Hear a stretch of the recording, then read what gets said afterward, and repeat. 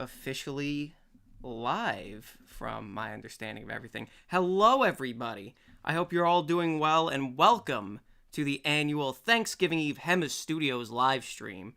For all of the American part of the community, happy pre-giving to everybody. Tonight we'll be discussing so much: Mario Galaxy, Toy Story 5, Brainiac, being all but confirmed for the villain of Man of Tomorrow. And I want to talk about all of it and more, including whatever you guys would like to discuss. As we roll into the stream, I'd like to highlight that our 2025 fundraiser for our charity of choice this year is No Kid Hungry. So any and all ad revenue or donations from the stream, or if you're watching later on YouTube, it's going towards a great cause. The game of the night, clearly, Mario Galaxy. With the trailer coming out, I thought that it would be appropriate to chop it up with, one of the greatest games of all time playing in the background, and some of the greatest music in a video game of all time playing in the background. As we roll on, I just need you guys to let me know if the audio is good with the game, if you guys could hear it, because this game's soundtrack is so good that I want to make sure that you guys could hear it. So, let's get into this. Mario Galaxy is one of my assist mode. No, we're playing regular mode. We're not playing baby mode on this. Mario Galaxy is one of my favorite games, as I feel like that's one of the coldest possible takes. But yeah, I feel like I've 100%ed this. I 100%ed it back in the day with Mario and Luigi, and I think I 100%ed it one more time in the interim. So I'm happy to jump back into it and get humbled while I play it for you guys on screen. So let's see, as you guys file in, what you are saying. Retro Lover, hello. And you're quoting the B-movie, Retro Lover. I see Braden's in here. Here we go. ASM, hello. Fiction Rumble, Retro Lover, Philip, Victor, Koopa Killer, hello everybody. Victor is asking, can we do a video of what if Michael Eisner never left Disney in 2005? That would be an insane video to map out, because the butterfly effect of that would just be so completely cracked, because, I mean, it would be like a weird alternate universe where all the Circle 7 movies, I suppose, would be made. But, I mean, that would be an interesting thought experiment. I wonder if that could work for a video, though, because that's so speculative, and I feel like speculative isn't the flavor of, I mean, at least of canned goods. Maybe I'm thinking too small with it, but yeah. Fiction Rumble,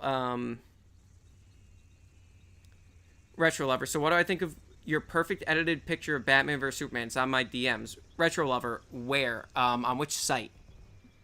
On Twitter, on Instagram? Let me know, and I'll go look into those. ASM, greatest video game music of all time. As if Super Mario World doesn't exist. Look, ASM, Super Mario World might be the greatest video game of all time. I'm not taking that away from it. I mean, you'll find nobody more upset that Mario Movie 2 wasn't Super Mario World than me, specifically because of that tease in the trailer where they start playing the Mario World theme, and I was like, oh my god, Brian Tyler's gonna do this score like he did Mario 1. But I agree with you. Mario World has a kickin' soundtrack.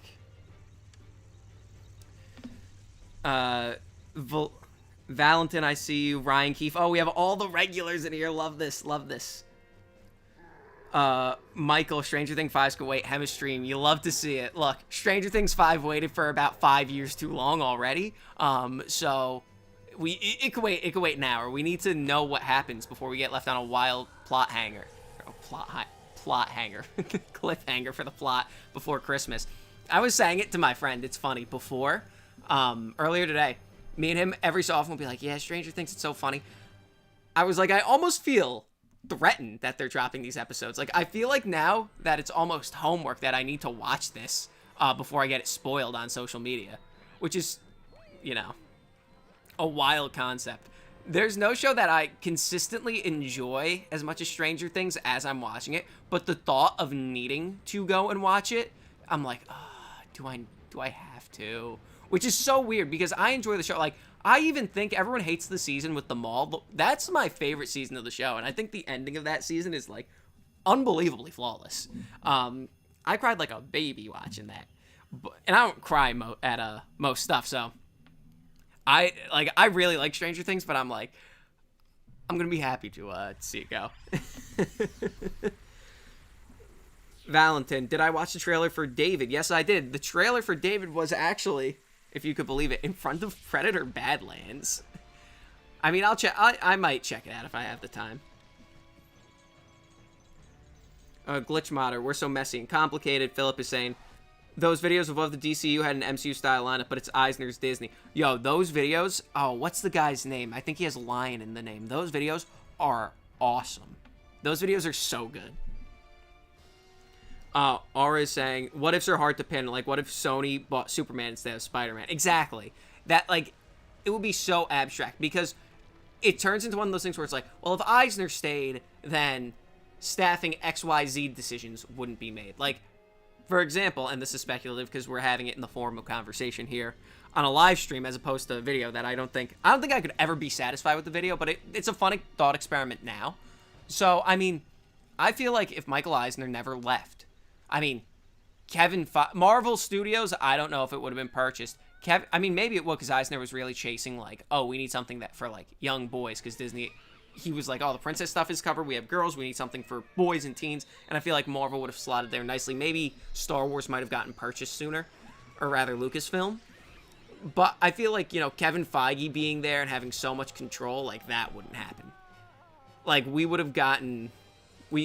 There's the famous story about, like, oh, we're not going to make Black Widow toys for Age of Ultron because she doesn't sell enough toys. And, like, Ike Perlmutter, who was, like, in charge of Kevin Feige, was like, oh, yeah, we're not going to make Black Panther or Captain Marvel. And then apparently the day after Kevin Feige, like, got out from under Ike Perlmutter at Marvel, he, like, greenlit those movies. Like, I feel like it would have been a similar relationship that Kevin Feige had with Michael Eisner as he did with Ike Perlmutter, because Eisner had some cracked ideas. Mr. Maddie, what's good? I see you. Victor, what if Circle 7 Animation never shut down in 2006 and bought by Warner Brothers? Do you mean, Victor, as if Pixar was bought by Warner Brothers? ASM, you're agreeing with me. I see you that, you know, based as hell. I got you. Look, I will say as an aside, it is a little bit of a shame. When I stream, I can't hear the TV, so you guys are gonna hear the beautiful ambient music of Mario Galaxy, and I jealously cannot. So I just need you guys to let me know at some point if the sound is good, if you could hear it, because I want to, before we kick into Gusty Garden Galaxy, I want you guys to be able to hear it, because as we know, song is a bop.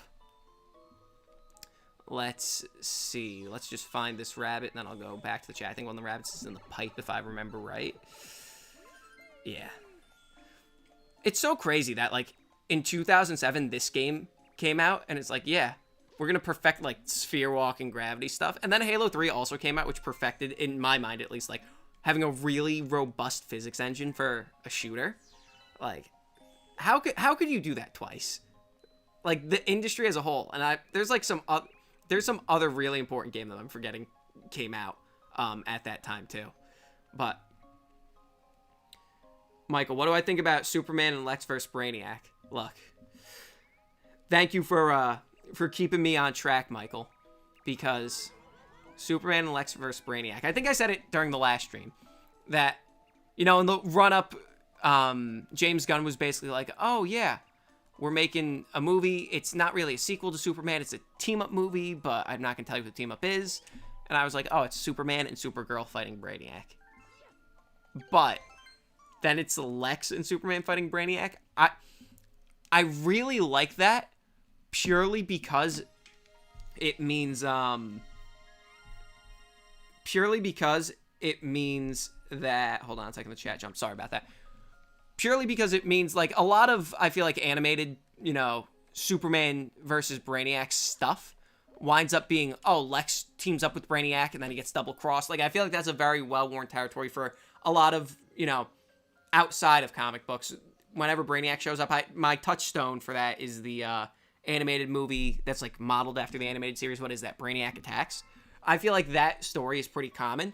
So the fact that it's like, no, Superman has to team up with Lex to stop Brainiac, I feel like that could be a fun twist, because Brainiac, especially, I mean, if they make him, I don't know what origin they're going to go. If he's just, you know, from, I forget, the name of his planet's escaping me. If he's just an alien and he has his menagerie, or if he's an AI or has his menagerie, if he's Krypton's AI, then that immediately links you to, especially if he's Krypton's AI, it links you to Lex being like, oh my god, another alien, at least Superman, you know, enemy of my enemy is my friend. Like, this alien is smarter than me, because Superman is more powerful than Lex, and that bothers Lex. But the second somebody shows up that is more smart than Lex, Lex isn't going to, it'll be like, nope, we're not doing this. And the fact that he's going to have an unholy alliance with Superman is just so funny. And so good. Like, that's so ripe for storytelling. And if Clark is, if he's an, or rather, let me back up. If Brainiac is an AI, then, like Krypton's AI, then that links it back to Krypton. And then Clark could potentially learn even more about Krypton. And maybe, I saw someone suggest this isn't a unique thought, I think on Twitter, where it's like, what if, you know, Jor-El and Lara started off as, like, very intelligent people with, like, very firm beliefs that are similar to, you know, comic book Jor-El and Lara. But over the use, like, through the overuse of Brainiac, this AI, they kind of become corrupted and have this very, like, twisted worldview, because we don't know if they're speaking for all of Krypton in that message, you know? We don't know if everyone on Krypton is like that. And then that also, if that is the case, that sidesteps the problem of, like, what if Kara, like, did Kara know them on Krypton? Like, what, wouldn't she know that that's probably not what the full message is? She could have left before they were, you know, like, corrupted mentally, basically. So I think there's a lot of fertile storytelling ground for that.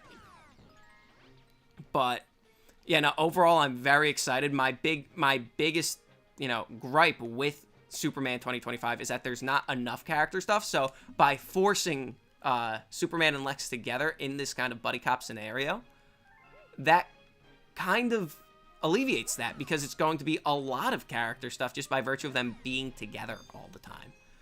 So yeah, no, I'm really, really, really excited. All right. Let's see. Yeah, the egg teaser. Oh, talking about Mario. R saying that the egg teaser is very misleading. Kind of like how we all thought the Marvels was teasing MCU X-Men, but it was really teasing X-Men 97. Is that true, Aura? Because I think this is going to wrap back around in Doomsday. Especially that the X-Men cast is back, and, like, you gotta assume that that's what's going to be followed up on, since, you know, Photon is stuck in another universe. So I think there's still more to come with that, but the MCU is so fractured now at this point, who knows?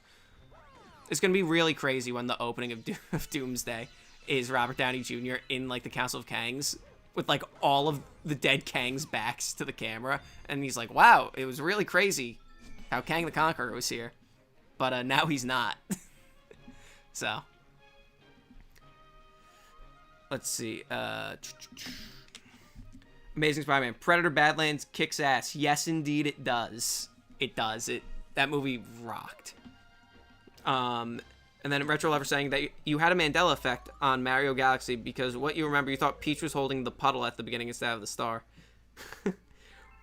We old heads are like, welcome to my world, watch on debut, like kids gather around. You weren't there when Gravity Falls was dropping episode by episode.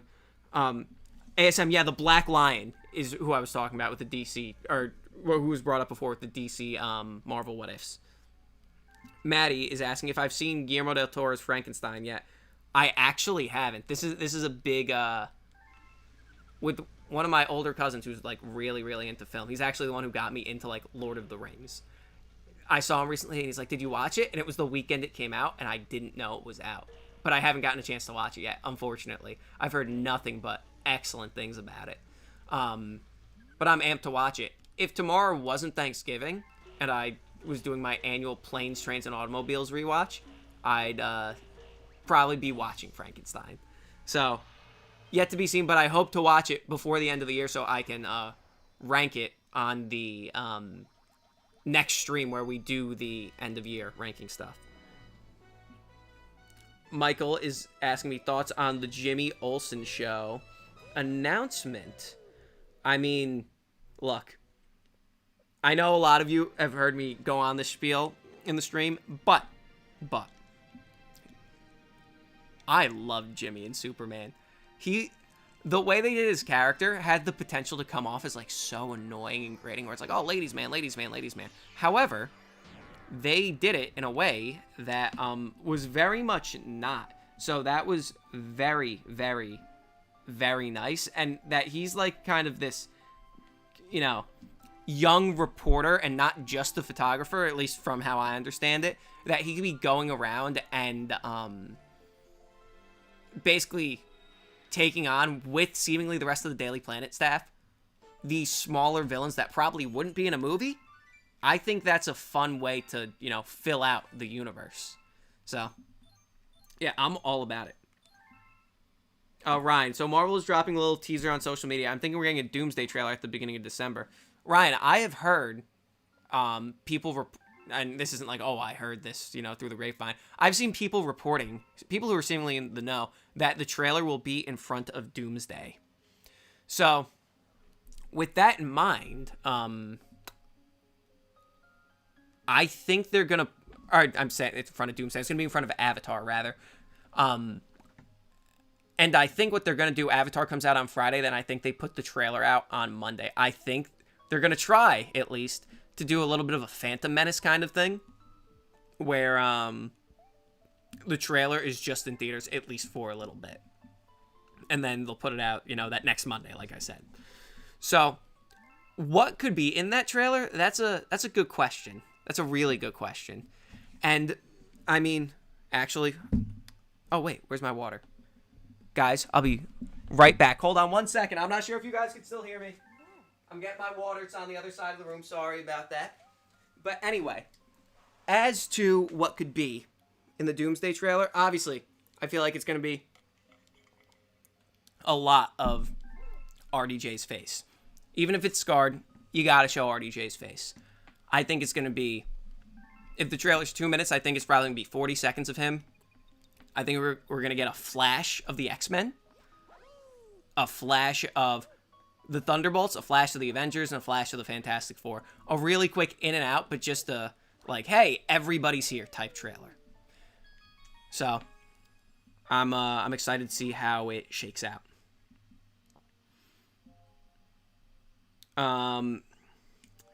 ASM saying, we talked about Tron last stream, and I want to say I haven't even seen those movies, and that still makes me mad. Look. Oh, man. I don't want to... We can't relitigate this, but, I mean, Tron Ares, what a bummer. Tron Ascension would have been so cool. Philip, oh, how long until the last Ronin canned goods? Ooh, you hate to see it. You absolutely hate to see it. I mean, if I ever read that script, that could probably be a fun canned goods, unfortunately. But, yeah, if I got the script, I'd probably, if I could speak English, be pretty amenable to doing that. The thing about what ifs is you got to find the trade-off events because the universe doesn't give you win streaks. Yeah, exactly. There's so many like butterfly effects of like, you know, that you can't. I feel like what ifs are weird. Not weird. That's the wrong word. What ifs are a very particular type of video that you have to like think of like a puzzle. I don't know if I'm equipped to do that. Hey, what's up, Yoshi? Michael, you're asking my thoughts on Tron. I mean, I thought it was okay, but then after seeing what could have been for Tron Ascension, I was like, oh, this movie's just a lesser version. Okay, I got it. A lesser version of what Tron Ascension was gonna be. I thought I could skip that, but you know, let's vibe out. Let's play this through a little bit. Oh, and Koopa Killer's here. And what's this? Let's see. Islesling. I probably pronounced that wrong. I'm sorry, man. Retro Lover. I sent a funny picture on Twitter in my DMs. Okay. I'll check that out after the stream.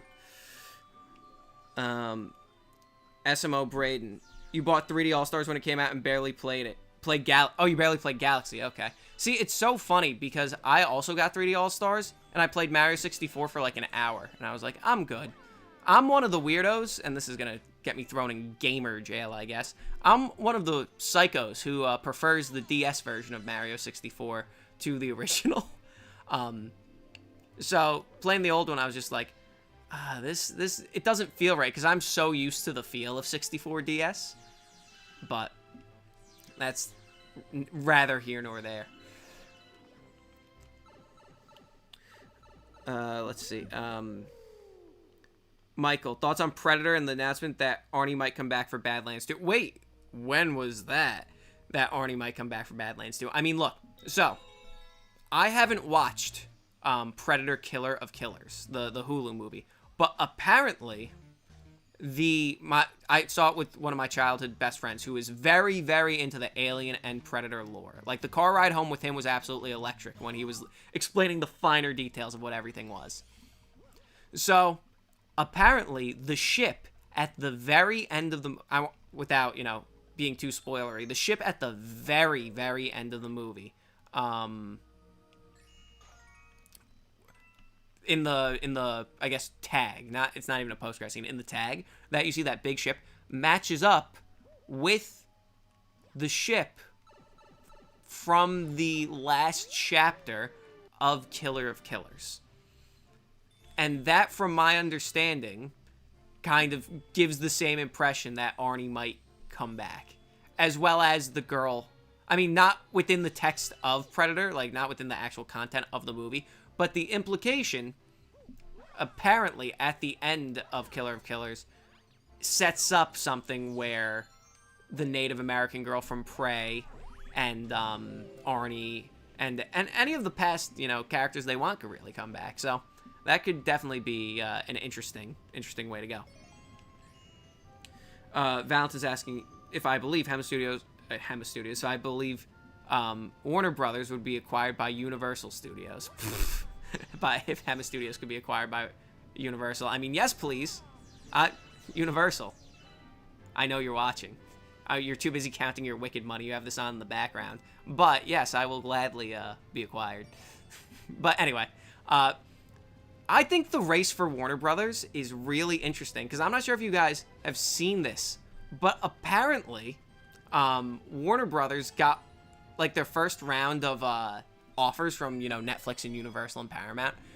And Warner Brothers is like, okay, give, like, your first bids. Like, this isn't really binding, but, like, just give your first bids. And then they came back and they're like, okay, now it's time for the second round of bids. You should bid more than what all you guys were bidding before. So it's like, oh, they want like a lot of money. So that's going to be a very interesting path to take, because there's only a few options at that point. If it's like bid more money, it's Paramount, Universal, Apple, Netflix. And then there is an outside shot that they're like, nope, no one's going to buy us, which I think would be for the best. And I feel like we all here have a pretty decent consensus that would be for the best if they stayed independent. But I mean, it's gonna be interesting to watch how it unfolds. But I mean, at this point, in the beginning, I was like pretty dead set that I'm like, oh, clearly Paramount's gonna get them. But now I'm not so sure. Now I truly think it's anyone's game. I did see, though, that allegedly Netflix was gonna keep Warner Brothers theatrical if they bought it, which I know was a big thing that I was complaining about in the last stream, where I was like, I hope Netflix doesn't get it, because I don't want, all of the Warner movies to be Netflix fodder, basically. But that doesn't seem like it's going to be the case, which is encouraging. But like I said, I'd rather have them be independent. So to answer your question, I really do think it's a crapshoot of who winds up getting the company.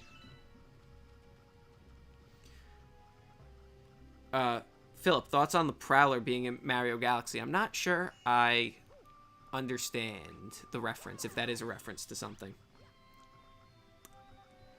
Mr. Maddie's asking, who do I think Brainiac should be played by? I actually have no idea.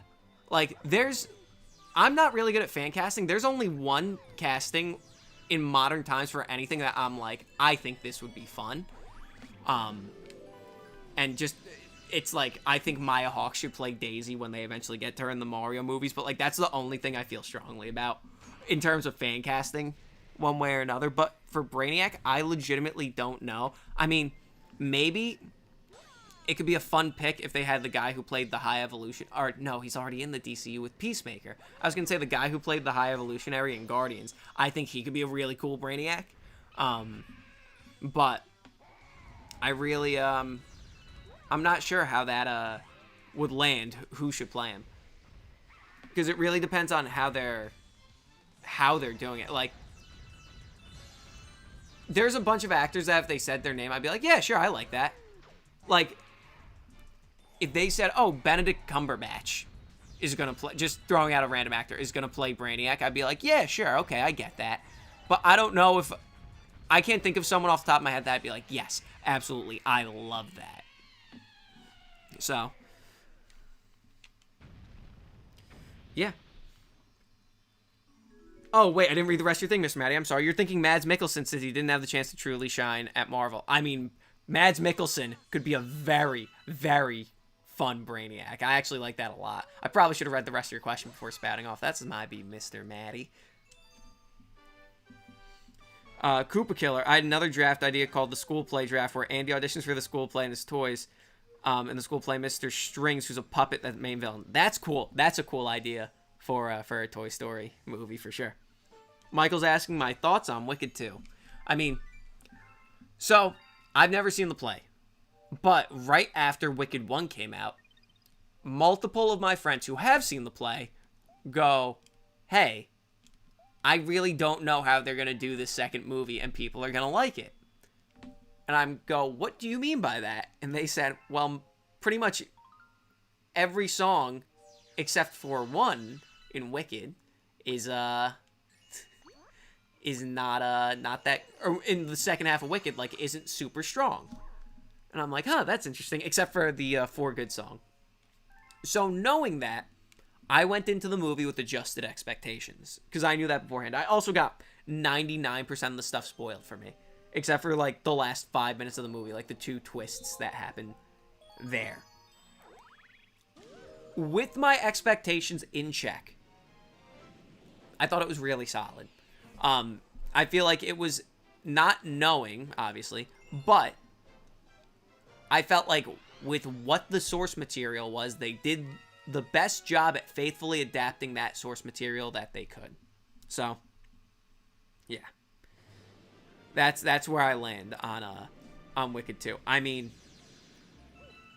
it's a tough act to follow because I think I said it in the Thanksgiving stream last year where I was like, I walked out of Wicked and I felt like Drake and Josh when they get off the roller coaster and their hair's totally blown back. And it's funny because I'm watching it. Me and my sister-in-law were having a great time. And then, because me and her saw it together. And then, yeah, it gets to the ending, like the last 5 minutes. And the rest of the movie was fine. It had some really good moments. But, like, you're taking the last 40 minutes of a play and extending it into 2 hours. And, like, you had to resolve some of the animal stuff because from my understanding, like, the animal plot line doesn't get a ton of play in the second half of the stage show. But I thought, like I said, with what they did, it was good. It was good. But the last 5 minutes, I was like, wow.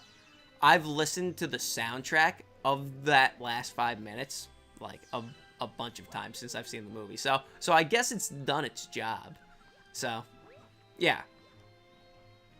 Ryan is saying you're also thinking Brainiac is showing up in the post-credit scene of Supergirl. Ooh, that would be neat. That'd be really neat, especially if Supergirl is a factor in Man of Tomorrow, which would be cool. I think I'd really like that. That'd be a fun way to reveal him. That'd be really cool, actually. Let's see what's next, though. Oh, Retro Lover. Oh, thank you so much for your donation, man. That's very kind of you. I'm just catching up to that now.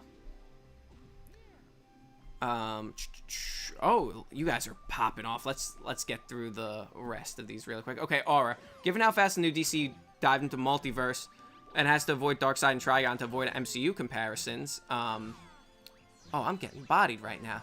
Don't read and play at the same time, kids. To avoid MCU comparisons, I dread the day they set the Batman Who Laughs. I mean, look. It seems like, at least, we're gonna get to a point after Secret Wars where the MCU will also have to avoid MCU comparisons when they, like, soft reboot everything, which is gonna be funny. So, I mean, at that point, I feel like it's all free game. And, like, I don't think James Gunn is, I think it would be a poor move to, be like, let's do Darkseid because, like, we need a big villain. I honestly think it would be pretty fun if you didn't have any, big villains. At least for a little bit. And, like, the way the MCU was. Because you gotta remember, for the first 5 years of the MCU, there was no big villain. There absolutely wasn't. Like, it was just, hey, here are movies where villains show up. And I think just focusing on that and making respectable, fun movies would do them very well right now. I'm curious, once they get to a big villain, who it would be. Because you could make the argument that it should be someone like a Brainiac if you want to go in a different direction from Darkseid or Trigon. But it seems that, it seems that that might not necessarily be the case. So, like I said, it would be fun if they just, basically noodled around for a little bit. That'd be my ultimate wish. Retro Lover, no spoilers for Wicked 2. I think I got that already. Ryan Keefe, the Ultra plot twist Brainiac reveals they sent Kal and Kar to repopulate Krypton on Earth. I mean, that would be kind of gross, but that would be... Oh, not with each other. For a second, I thought you meant with each other. I'm like, that's really dark for one of these movies. That's really dark. I should get my mind out of the gutter. Michael is asking my thoughts on The Running Man. I mean, I thought it was a solid movie, and I was shocked when everyone... The next morning, I was reading the morning paper, a.k.a. Twitter, and I was like, people really don't like this movie. I watched it and went, that was perfectly serviceable. Is it going to change your life? No. Is it going to be fun? Yeah, I had fun watching it. And I mean, they had to change the ending of the book. Because the book ends in a very specific way, which if you did that now in a movie, pretty much no one in, like, the 24-hour news cycle on either side, they'd be like, this movie's so disrespectful of real-world events.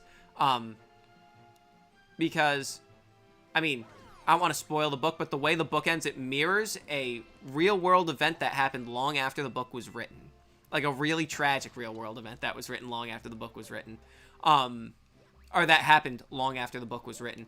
So you couldn't be super faithful to the book once that is the ending. So some liberties were taken there, and like people really took issue with that, but like I said, I had a fun time watching it. It ended, I went, wow, that was great. And then, like I said, I opened Twitter the next morning and everyone was like, that movie sucked. It's funny, I was at the gym and the guy who works at the front desk is into movies, so sometimes we chop it up. And we were talking about it, and literally someone comes in and scans in. I've never interacted with this person. He's like, oh, are you guys talking about The Running Man? I'm like, yeah. And he goes, it's Edgar Wright's worst movie, and just walked away. And I was like, what? I mean, objectively, that's probably true, but he was saying it like it was a bad movie. And at least I don't think it was a bad movie, so. or you don't want to see Gunn wanting to undo the evil Kryptonian thing since he really wanted to make it Superman doing good to be his choice instead of groomed by two sets of parents. And, I mean, I feel like you still get there if you're like, oh, Brainiac kind of corrupted them, if they started as people who were idealistic. And I feel like that could be an interesting progression of Superman's character, where it's like, oh, they started idealistic, but they were basically corrupted, and they're not anymore. And that could be, like, a fun thing for Clark to grapple with and be like, oh, like, even the best people could be corrupted. Am I going to be corrupted? Like, I feel like that's a fun extension of the themes that were already kind of set forth by the message in the first movie. Michael, thoughts on the Toy Story 5 teaser? Oh, Michael, thank you for keeping me on track. So, last stream, I quoted, I'm not sure how many of you guys in this chat have heard of the movie pundit on YouTube, Robert Meyer Burnett. He said, and I kind of stole his line, where he said, I'm going to choose to be excited about, he said that he was going to choose to be excited about Avengers Doomsday. And I'm making the same choice to be excited about Toy Story 5 as a lifestyle choice. Because something happened to me recently. I, for whatever reason, was like, you know what? I'm going to watch Toy Story of Terror. The Halloween special that they did in like 2013, 2014. And it was funny. Watching it, I went, you know, this isn't nearly as good as Toy Story 1 or 2 or 3. But it's a fun, like, 30-minute comedy, you know, thing that strains credulity. Like, there's a whole part where Bonnie and Bonnie's mom are sleeping in the room. They start off whispering, and by the end of it, they're talking at the volume I'm talking to you guys. And I'm like, Bonnie would wake up, but, like, where it's a little more cartoony, but it's still very true to the characters. And as I was watching it, I went, you know what?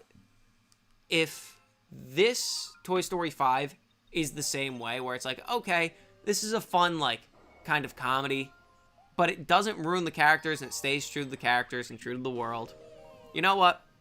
I'll be satisfied. Because my biggest problem with Toy Story 4 is how it betrayed the characters. So, yeah, I mean, it's nice. I mean, the teaser was very short, and it doesn't tell us anything new. But I will say, it was nice to see Woody and Buzz together again. And I mean, there are also, not for nothing, some leaked images, like, for merchandise and stuff.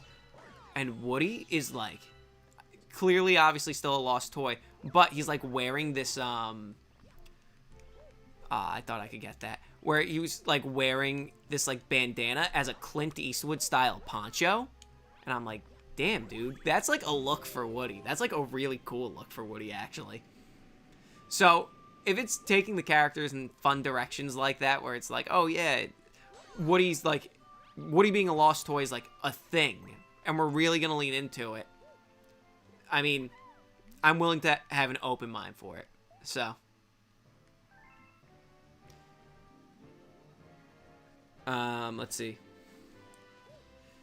ASM Day, really long number for asking for a Godfather 3 video. Look, speaking of Michael Eisner, Godfather 3 is, you know, Michael Eisner had some cracked ideas for Godfather 3 too, so. I mean, you know that, ASM. One day, maybe. Okay, and Michael's asking now, thoughts on the Mario Galaxy trailer? So, I will say it again. Maybe part of me is just salty that it wasn't a trailer for Super Mario World. But, as far as a teaser trailer goes for Galaxy, I thought it was good. It looks right. And the way that these movies kind of adapt everything and take different pieces. I mean, the second I saw Bowser painting, I was like, is Bowser going to paint Bowser Jr. to life? And I think that still might be the case in the movie, but the second I saw him, I was like, damn. They're, like, actually really thinking this through. And I wonder that Bowser, with the paintbrush, if he paints Bowser Jr. to life, if that then becomes a thing where that is how the paintings that you jump through, like in the very Mario 64 style, like, is that the origin story for those magic paintings? You know? Like, I think that could be a fun way in if you want to do that later. But, yeah, no, I thought it was cute. I think it's very funny that Benny Safdie is playing Bowser Jr. And, I mean, maybe the biggest, like, oh, yeah, that makes sense, is Rosalina's casting, where it's Brie Larson. Because Brie Larson is, like, so violently, notoriously a Nintendo fan that, the second they said it, I was like, oh, yeah. And at the end of the trailer, when they first, like, showed her, I was trying to do the thing where I was, like, reading the sound of her grunts, and I'm like, who the hell is this playing her? Before they, like, went into it. And the second they said Brie Larson, I'm like, oh, duh. Because, like, there are people who are like, oh, I love, you know, X game. And they're, like, being very casual about it. But I think we've even talked about it on these streams specifically before. Brie Larson and John Cena are, like, actual Nintendo fans. In a way that's, like, very, very hardcore. So, I know people have very strong opinions on Brie Larson, but, I mean, as far as the concept of her playing Rosalina, I would say there's almost nobody more fitting to play her. So, in terms of, like, oh, this person's a fan, this person's gonna, like, I believe that Brie Larson will do her damnedest to do right by the character, you know? Whether she does or not is, like, you know, that we'll find out in April, but I truly believe that she will try and do right by the character. So, I mean, yeah, I thought the trailer was good. I think it's very fun that it looks like one of the plots is going to be a Peach and Toad plot, which you start kind of, which is going to be fun having them together, but then the even more fun part is that we are going to have, finally, what I wanted this entire time, a plot where Mario and Luigi are together. And, I mean, people have speculated, and I think I'm starting to buy it, that the scene in the trailer when they're riding through the desert on the motorcycles in, what is that, in the Tostarena Kingdom, is, they're chasing Wario. Like, there's a shot in one of the trailers where you see, like, the reflection of Luigi's goggles, and the person in the reflection isn't Mario on the bike in front of them. Like, it looks like the back of Wario. So, I think the movie could be a real hoot and a holler. I mean, I like the first Mario movie more than most people. As a movie, I don't think it's great, but I think it's a very watchable experience. So, if they could learn from the lessons and make, you know, a sequel that's better than the first one, I will be incredibly satisfied. And I mean, look, this movie looks like a mashup of Galaxy and World and part of Sunshine. And Sunshine is a game that I'm just so violently in love with the Bowser Jr. stuff. World, I mean, I said it at the beginning of the stream, how much I love World. And Galaxy, obviously, this game is amazing. Like, you're mashing up maybe 3 of maybe the top 5 Mario games in one movie. Like, this will be cool. So, Retro Lover saying that he's planning to watch Badlands on Friday morning as a late Thanksgiving movie. Dude, Badlands is, like I said before, it's just so good. Valentine's asking, what do I think about Paramount wanting to make the Sonic movie be like the MCU? I mean, I don't think Sonic could support it. I'll just cut to the chase. Sonic cannot support being like the MCU because unless they're saying cinematic universe, not specifically MCU, but they're saying cinematic universe. Unless, I mean, the MonsterVerse, like Godzilla and Kong is technically a cinematic universe, but that's a very lean cinematic universe. You know what I mean? Where you have one King Kong movie, 1 or 2 Godzilla movies, and then a trilogy of Godzilla versus Kong. Like, they're not out here making an Anguirus solo movie. Because as much as I would watch an Anguirus solo movie, Not a lot of regular people would be out here watching that. So, if they kept it lean like that, where it's like, okay, we have the Sonic movies, we have the Knuckles show, and we have a Shadow the Hedgehog movie series going on. And, like, that's their air quote cinematic universe. Because that's pretty much at this point, I think, all you could really do that people would watch. Like, I don't think, as sucky as it is, I don't think Tails could anchor a solo series the way that, like, if they made a Luigi's Mansion movie as a spinoff of the Mario stuff, I don't think Tails could anchor something quite in the same way. Rightly or wrongly. But, yeah, so if they're doing it like the MCU, I don't think they could support it. But if they're doing a lean, compact cinematic universe, yeah, I dig that idea. Like I said, I don't know really who else they could even, you know, do in terms of, like, interesting characters. In terms of interesting characters that people would also watch. I feel like it's just Sonic and Shadow. Because, like, if they're not going to give Knuckles a movie, they're also not going to give Tails a movie. Or, you know, so it would be probably Sonic and Shadow movies, Knuckles show, maybe a Tails show. But, like I said, I don't really know where else you would even go with that. Okay, so where am I supposed to go? Oh, wait, am I supposed to, if I remember right? Yep. I'm a little rusty, but I'm not that rusty. Okay, where's the Queen Bee? I'm supposed to crawl on her, right? Oh, that's fun.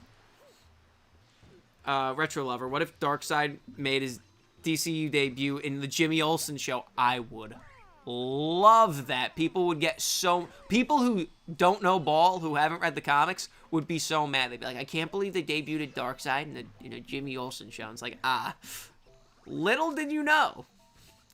That would be... Actually, that's something that James Gunn would do, and I'd be so here for it. Michael Prescott, yes, the eternal question for the live stream video game videos when, maybe one day. That's my answer. Retro Lover's asking, what if they released the actual Shrek 5 teaser in front of Toy Story? See, if Shrek 5 didn't get delayed, I'd say they would absolutely do that. But since Shrek 5 got delayed, I think we will be hard pressed to see that, purely because Shrek 5 doesn't come out till 2027 now, if I remember right. So, unfortunately, I don't think we'll be that lucky. But I will say, there's gonna be a stacked set of trailers in front of in front of Toy Story 5. I'm sorry, I was so glued on Avatar for some reason that I thought you said it in front of Avatar. In front of Toy Story 5, yeah, it would be about a year away. I think it would be a little too early. I think if they did anything, it would be another teaser style thing. Especially if, you know, everyone's conjecture is correct and they change the art style. I think that wouldn't be outside the realm of possibility. So,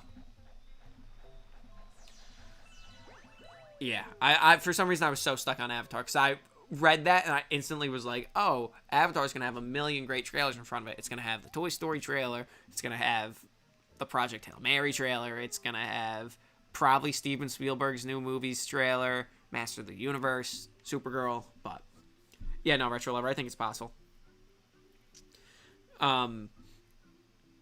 R is saying that chances the Jimmy show won't happen. WB keeps dropping interesting ideas. Rip the Arkham Asylum HBO Max show. That would have been a really solid show. But I mean, I still think there's a chance that show comes back in some way, shape, or form.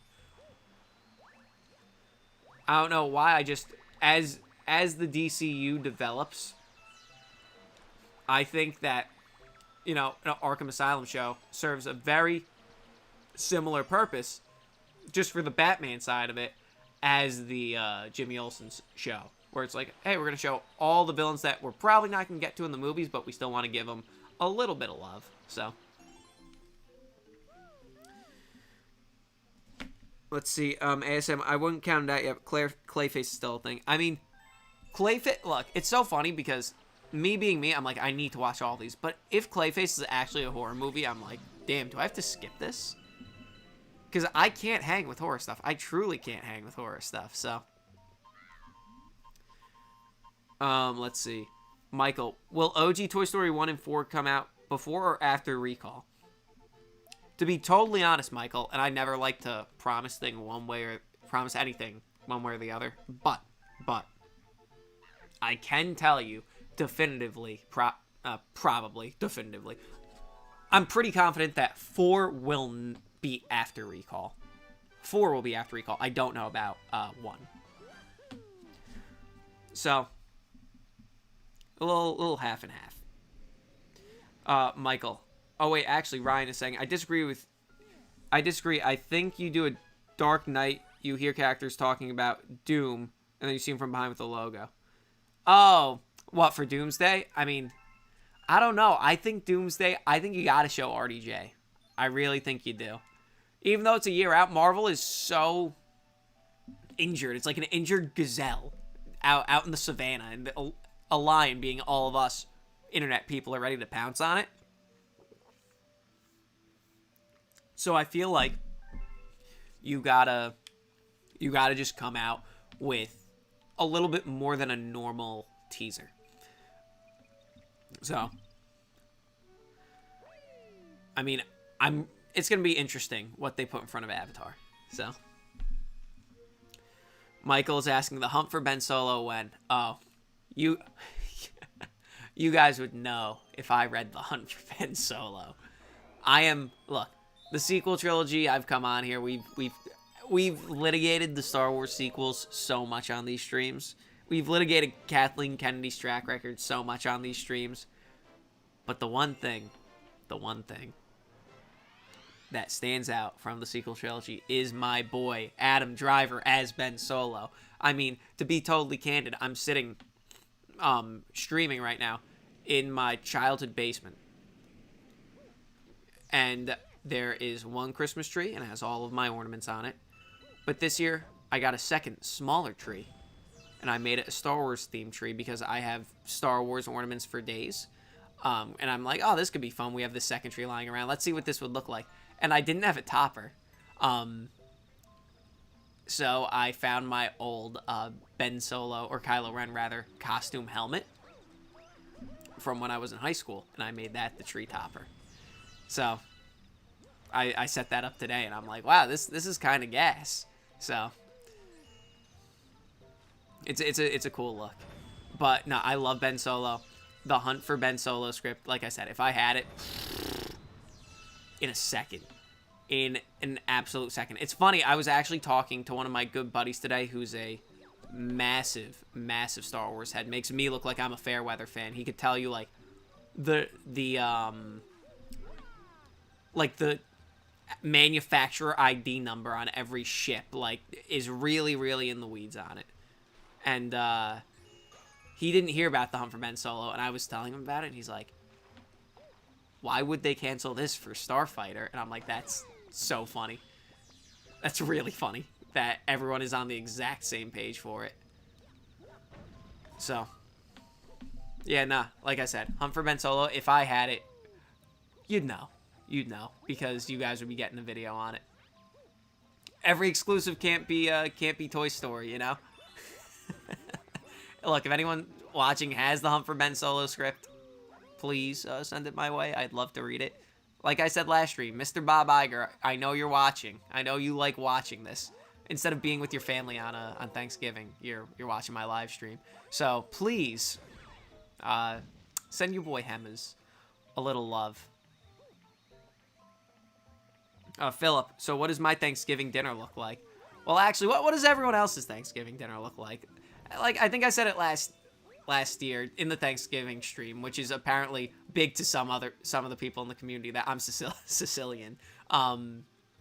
So my Thanksgiving is like half American food, half Italian food.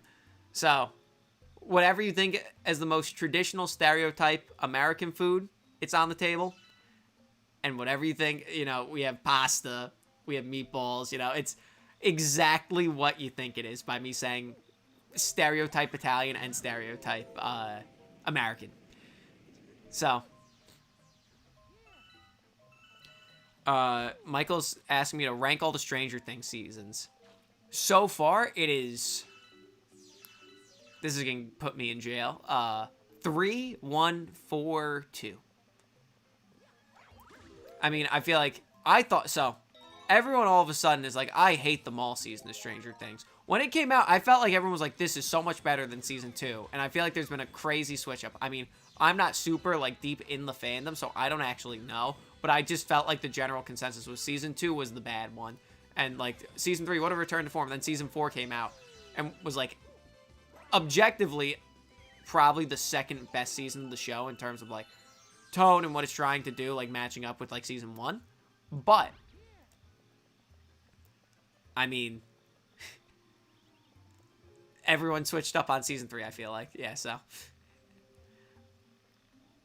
Even though, like, season 4 is objectively better, I mean, I like all of the seasons of Stranger Things, so I don't really, like I said, I don't really have a ton of thoughts on it, other than the ending of 3 is my favorite thing, like, of everything. So, Retro Lover, you're starting to believe the reason why Zootopia 2 released this week as emergency case, Tron Ares bombed harder than John Carter. Well, that might be the case, but, Retro Lover, Disney typically releases a big animated movie around Thanksgiving every year. Like, last year it was Moana 2. The year before it was Wish. What was it the year before that? Encanto? I think Encanto. But, yeah. It's funny. They've done that for years and years and years. Oh, and speaking of Zootopia 2, last stream I was totally incorrect where I'm like, yeah, Zootopia came out, I assumed that was the November movie in 2015 before Force Awakens. But it was very much not. I looked it up and I was like, oh yeah, this movie came out in March. And I was like, oh yeah, Zootopia was like a chaser to Force Awakens. Or like a reverse chaser. But I was wrong. It was the chaser to Force Awakens because it came out in March. Right after Force Awakens. So... Just a little correction there. But, I mean, that's also possible that Tron Ares was a factor in those proceedings.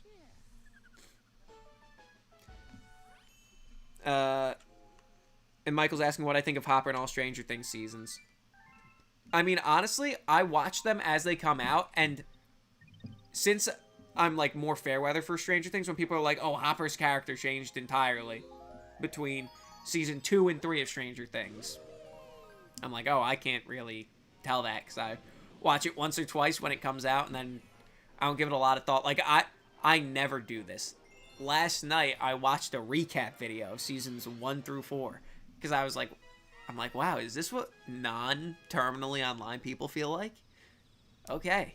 This is what we're doing now. I wanted to make sure I got all the finer points because, you know, in the last episode when, Eleven's sister from the really hated episode shows up. I wanted to be caught up on the lore to sufficiently know that. Philip is saying, did I watch Wake Up Dead Man? You forgot it even came out. I mean, I haven't even watched Glass Onion. When Glass Onion came out, for whatever reason, I missed it. And then, I don't want to say a tweet I read, but it was a tweet that before I even watched it, I'm like, oh, so this is who the killer is. It was like a tweet that didn't explicitly say it, but if you gave it thought for about 5 seconds, you're like, oh, that's the killer. And then I told that tweet, I was telling that tweet, is that proper English? I was talking to somebody who had seen the movie about that tweet, and they're like, wow, yeah, that's like a very clear spoiler even saying that. So I never watched Glass Onion. So I didn't know Wake Up Dead Man even came out either. And then Michael's saying, what do I think of the announcement of Stranger Things Tales from 85 takes place between season 2 and 3, just the kids? Michael, I'm going to be honest, I don't know what that is. Tales from 85. That's interesting, but I mean, what is it, like a cartoon that is just the kids, or are they going to digitally de-age them? Like, what's the deal with that? I'm curious what that even is. Let's see. What does the honeybee say? The neighbors are causing trouble again. Yeah, sure. Sure, Queen Bee. Or Honey Queen. I played Mario Kart 7. I know you. You're one of the racers in that. Alright. Hey, if you get Zaslav out, win-win. Hey, how many animated gems we lost to tax write-offs? I mean, look. We did lose a ton to tax write-offs. But at least Coyote versus Acme will be free next year. Retro Lover. If that's true on Badlands 2, I imagine Spider. Yeah, maybe.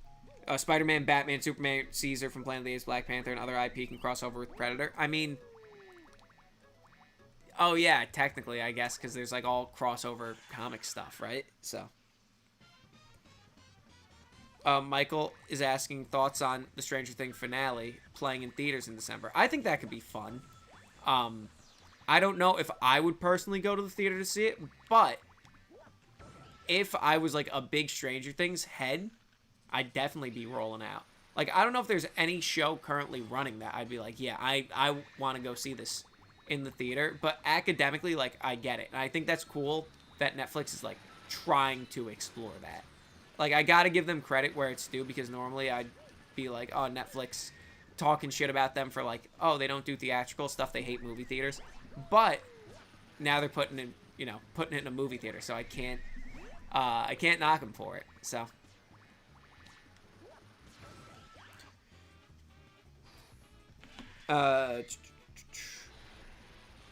Retro Lover, I'm thinking Zaslav secretly commits tax evasion. If that's true, I'll say I knew it. I mean, look. Maybe he is. Oh, man.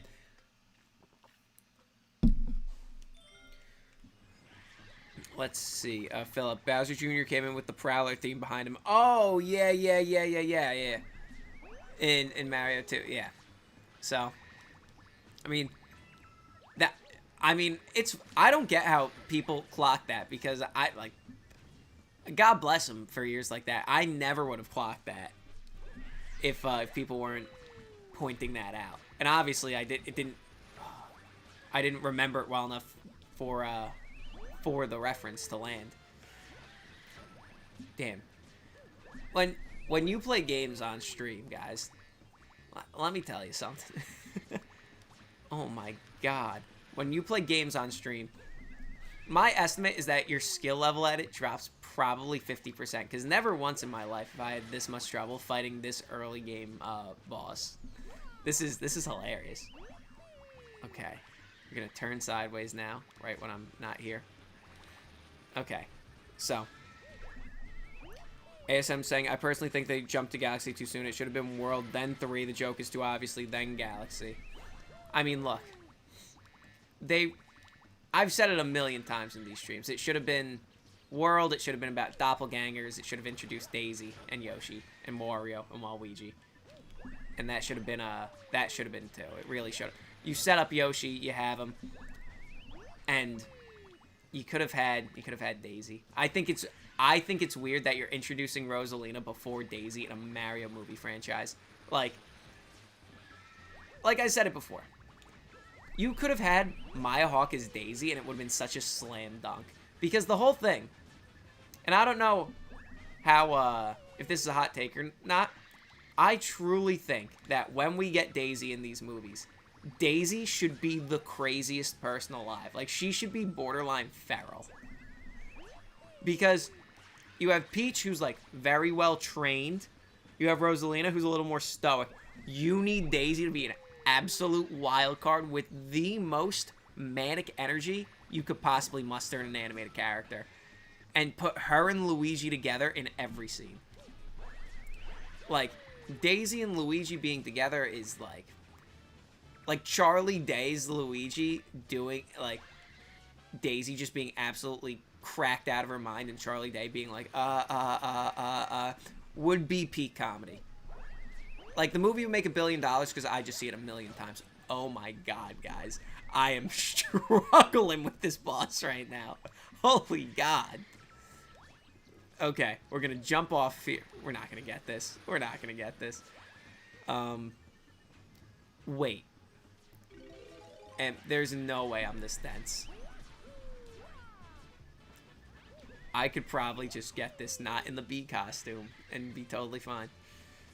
Like, if we're gonna go like this. Nope.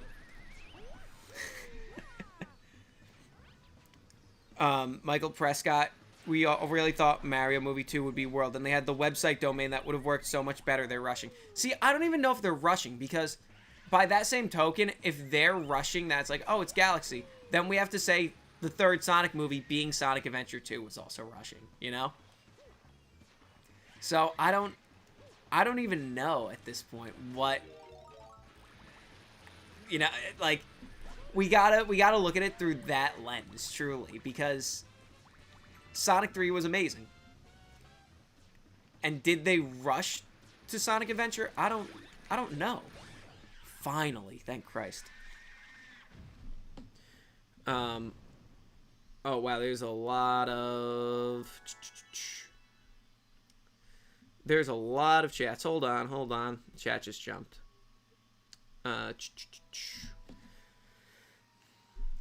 Cooper Killer, Mr. Strings in the backstory in the draft. He said he's only been in one school play and completely ignored after that, so that's why he sabotages the play, leaving the toys to stop him. That's a cool idea.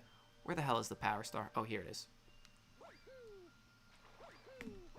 Michael Prescott, Santa Claus 2, when... That's another one, if I had the script for the original Santa Claus 2, in a second, I'd make a full video about that. But you might want to keep your eyes peeled, because maybe the next Hemmas Studios video is one long video with a bunch of shorter topics, and maybe the Santa Claus 2 might be one of them.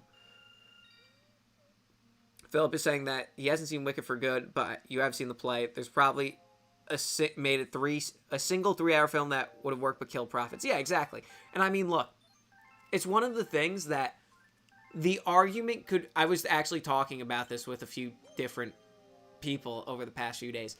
The first movie, I think, not having seen the play, I think is so good.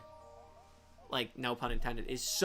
I think the first movie is, like, unbelievable. Like, I think it's one of the best movies that I've seen this decade. Like, straight up. Like, it's... I don't have enough good things to say about it. But the first...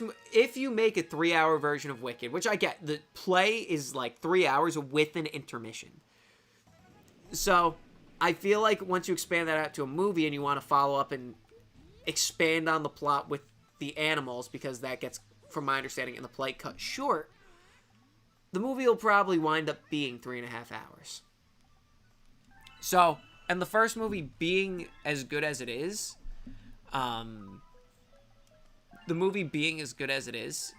means that, oh my god, could I skip what you're saying, Mr. Penguin?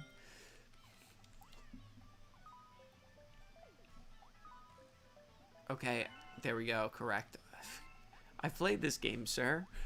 But yeah, no, it could have been a 3-hour movie, but like you said, it would have killed profits. And I mean, the first movie's so good that I feel like you can make the case of you have one absolutely beloved movie, and then you get a second one that people think is pretty good and will make as much. Like, I feel like for Universal, that's a no-brainer. You're right. So,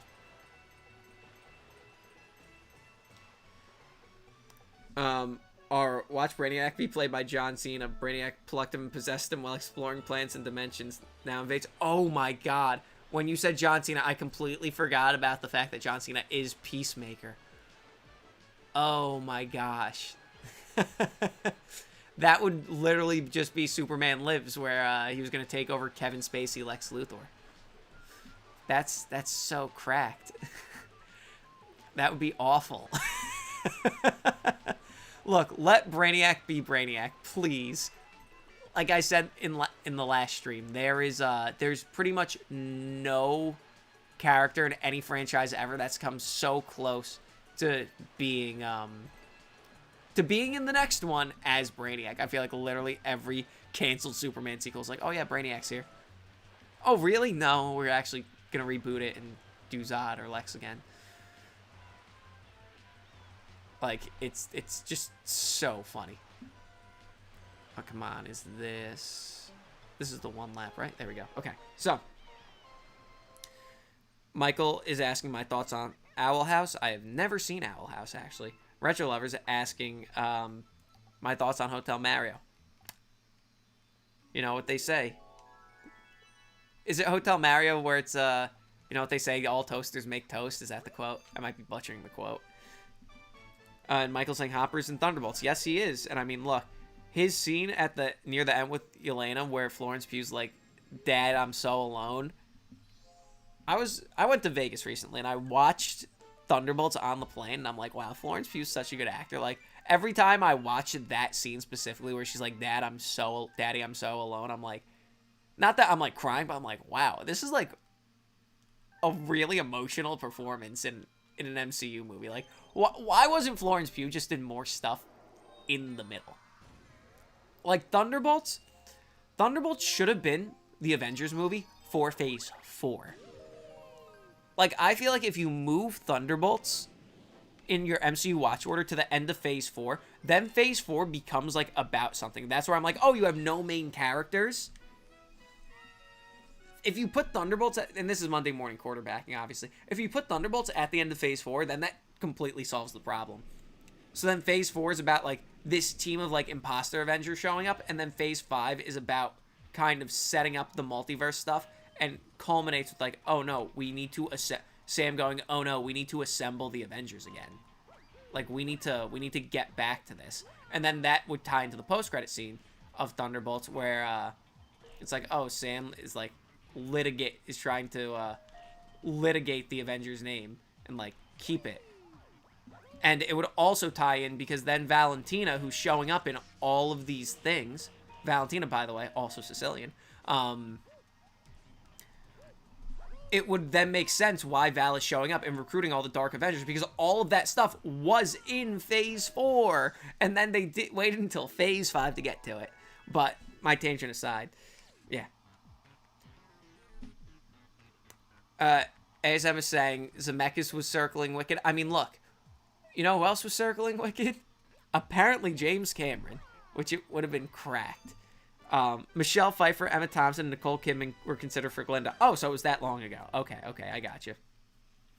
Philip, if the DCU is a disparate collection of stories, they should have multiple big villains rather than one overarching Reverse Flash for street level, Sinestro for Spacebound, Trigon for Magic. Philip, I agree with you entirely. I would love that.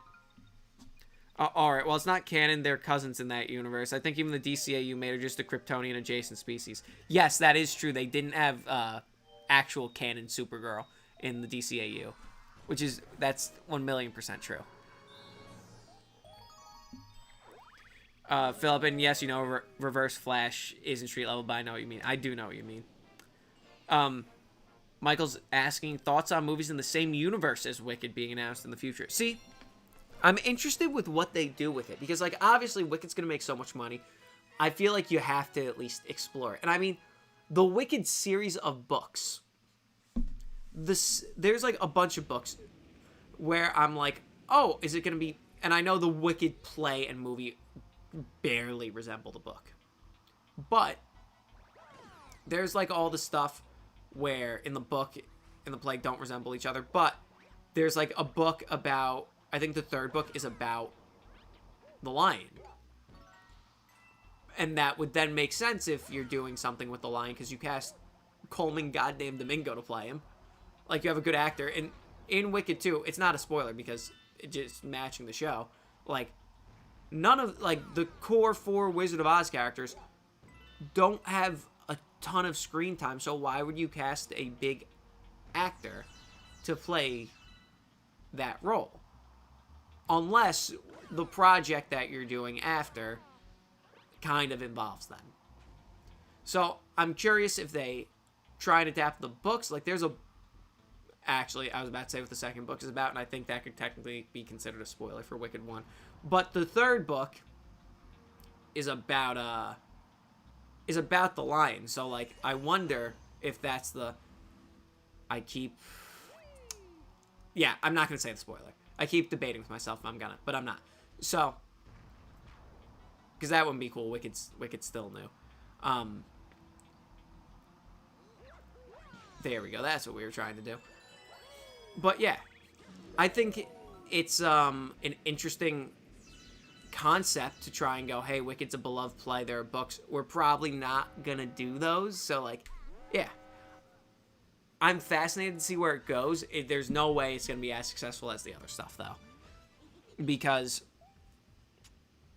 I could see the instinct to bring back Alphaba and Glinda, but I don't see how you tell another story with them, given the way that, Wicked ends. So, Valentin Hemmas, do I agree with the fans that they want Anna Kendrick to be the voice of Amy Rose for Sonic 4? I mean, Anna Kendrick could be a fun pick. I mean, like I said, I have no real allegiance to pretty much any voice actor, because if you told me, if you told me before I, watched the movie, I mean, if you said when Sonic 1 came out, this is a good way to put it. If you told me when Sonic 1 came out, it's like, oh, Idris Elba will be Knuckles, I'd be like, okay, I guess. I wouldn't exactly get it. Even, I mean, it's well documented on this stream. When Keanu was announced for Shadow, I'm like, Keanu shouldn't be Shadow.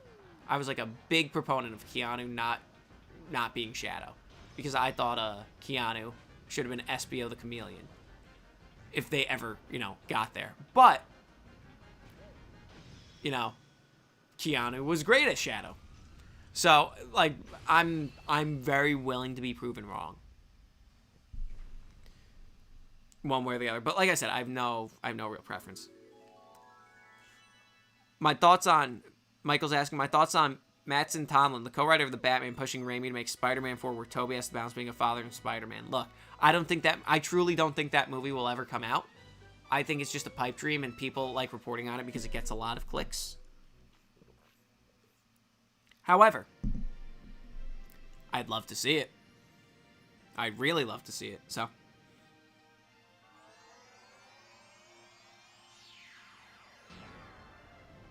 Or, wait, what event? You're not talking about the one with the twin buildings, because if I saw a tornado chuck a farmhouse and take the towers like that, I would lose in the theater.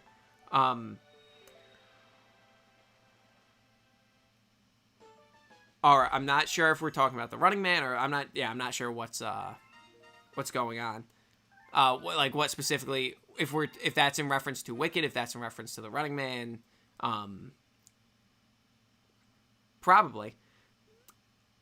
Retro Lover, I saw a joke post that said Alphaba and Glinda will return in Avengers Doomsday. Yeah, I saw that too. That was so funny. Michael Prescott, thoughts on Jesse being the main character of Toy Story 5 and then revisiting the iconic montage from Toy Story 2. So, I don't know if that's true. I mean, it seems like that is true, especially Tim Allen talking a lot about that it's really Jesse's movie. I mean, I'm open to it. I'm interested in how they handle it, because I feel like the people at Pixar really understand how high esteem that the montage from Toy Story 2 is held to. So, I mean, if they mess it up, I don't know how they're going to cope. I don't know how I'm going to cope. I mean, Toy Story 2 is, flawless, so.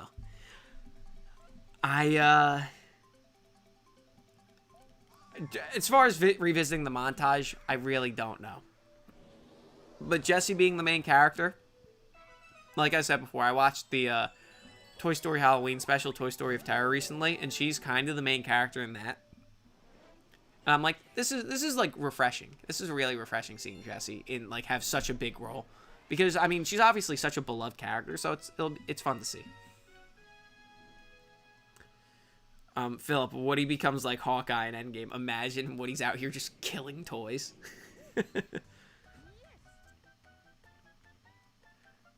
Oh, the leak double down his cowboy persona. Yeah, I mean, I saw it and I was like, look, this movie could be awful. This movie could be horrendous. But that's a fucking fit. That's a fit and a half for my boy Sheriff Woody Pride. So. I see a name that I'm not going to try and pronounce. It's the DYR. It's all letters and numbers. Hello there, I see you. Stranger Things 4, I see you. Yes, Zootopia. Thoughts on Zootopia 2? Oh, yeah, so I saw Zootopia 2 yesterday. I thought, let me back up and give the baseline of Zootopia 1, because I know we talked about it last stream, and I'm like, oh, I haven't watched Zootopia since it came out. I rewatched it before I watched 2. And I think I'm ready to say it, guys. Zootopia 1. Oh, that's unfortunate. Zootopia 1 is the best movie that Disney made in the past decade. Like, straight up. I was like, oh, this is... In my mind, I'm like, there's no way this is as good as I remember it. Like, it was probably, you were high on watching it the first time because of, like, where you were at that point in life. And life, like, everything was going good. You were riding high. You loved everything you watched. And part of me was like, I wonder if that was just because, like, oh, you're in your senior year of high school. Like, your life is basically fake and you're just having fun the whole time. But then I watched it again as an adult, and I'm like, oh no, this movie rules. Like, unequivocally rules. Like, there's so much stuff in Zootopia 1 that I can't believe Disney let them get away with. Like, it seems a little more adult than most of the other Disney stuff. Like, I forgot that the movie opens with the play and Zootopia 1. And Judy's like, oh yeah, the predator kills the prey. And she's sitting there for like 30 seconds. She's like, fake blood, like spraying out. I'm like, this doesn't seem like it belongs in a Disney movie. This seems more DreamWorks. It seems a little more edgy, which I appreciate. But with that being said, I think Zootopia 1 is like a premise that is a little well worn, but it's like very thoughtfully executed and it's very funny. Zootopia 2 is like more of the same, but just a little bit less. It's like 90% as good. It's 90% as tight. It expands out the story which I do like in a very Shrek 2 style way, where it's not a retread, but it like expands on the themes in a very clever way. But it's not as good. But like I said, it's very good, but it's not the best movie Disney has made in the past 10 years. Which, boo-hoo, you know? But if this is the floor of Zootopia movies, where it's like, yeah, this is like the worst one you could get, I'll watch 10 million of them. Like, sight unseen. So, yeah, I really dug it. I don't think it, like I said, I don't think it was as good as the first one, but I dug it. Retro Lover, I jokingly thought Chris Pratt is Rosalina. Alright, I gotta say, I hate the Brie Larson Rosalina casting. She just doesn't sound mysterious or warm. I hate that the movie could easily get VAs cheaper and sound better, but it irks me no end. Alright, I agree with you on that point of, like, they get voice actors that are better and for cheaper. But that's not... That would be if, you know, a respectable animation studio is making these movies. Illumination's making these movies. We never had a chance. I mean, look. If it was up to me, I was like, oh, I would love to see Maya Hawke as Daisy. That's because I know that it's not going to be an actual voice actor. So I would rather, you know, an actual voice actor, but it's like, okay, this is Illumination, so this is what we're getting. And I do agree to your point that Rosalina doesn't sound warm, but I feel like in this version, which is weird to say, but they kind of did it with Peach too, and I don't have too much of a problem with it. Like, movie Peach and game Peach are two entirely different characters. That one dresses like Peach, and then one is actually Peach. But I still like movie Peach. Rosalina, I feel like, is going to be the same thing. Like, as maybe cliche as it sounds, like, I probably would have dug, like, I can't even think of a voice actor. Like, I was going to say Idina Menzel, but I'm like, does Idina Menzel sound warm? But there was something just flashed across my mind where I'm like, maybe Idina Menzel as Rosalina. I don't know if that's because of the Frozen connection, but like, no, you're right. Rosalina, I always also interpret it as sounding warm, but like, they're just going to make her badass cosmic goddess in this, as opposed to warm-wise princess. But, I mean, which makes me scared for when they get to Daisy, but it also gives me, I'm like, oh, maybe they will make Daisy feral, because there's literally nowhere else to go if you do introduce Daisy. Make her just a psycho. Retro Lover. John Cena is King K. Rool. I know you're joking, Retro Lover. I would love that.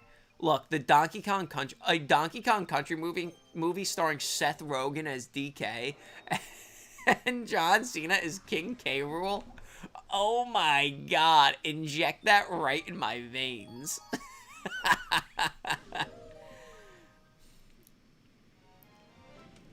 Michael, thoughts on the Punisher not being in Daredevil Season 2, but being in No Way Home? Michael, I'm going to assume you're talking about being in Brand New Day. So, I mean, him not being in him not being in Daredevil Season 2, look, he's getting his own special, which will probably be very good. Punisher also wasn't in Daredevil Season 3. And Season 3 is the best season of Daredevil. So, I don't think Punisher being in it is a good or bad thing. It's just like, oh, okay, this is, you know, an objective reality kind of thing now, you know? So, I am, I'm interested to see the Punisher's special. Especially because that's gonna apparently set up how he winds up in No Way Home, I think. Or No Way Home, and in Brand New Day. I'm also really fascinated to see how Punisher, Spider-Man, and Hulk tie into each other. Like how those stories intersect, because you gotta imagine the Punisher is also gonna help Spider-Man fight the Hulk in that movie. Unless Punisher is just in like the opening intro montage, which would be wild. Alright, I hate the tweets they did to make Rosalina look even more like her. I didn't clock any of those of making Rosalina look more like Brie Larson, but I wasn't like looking for it, so I might need to look at that.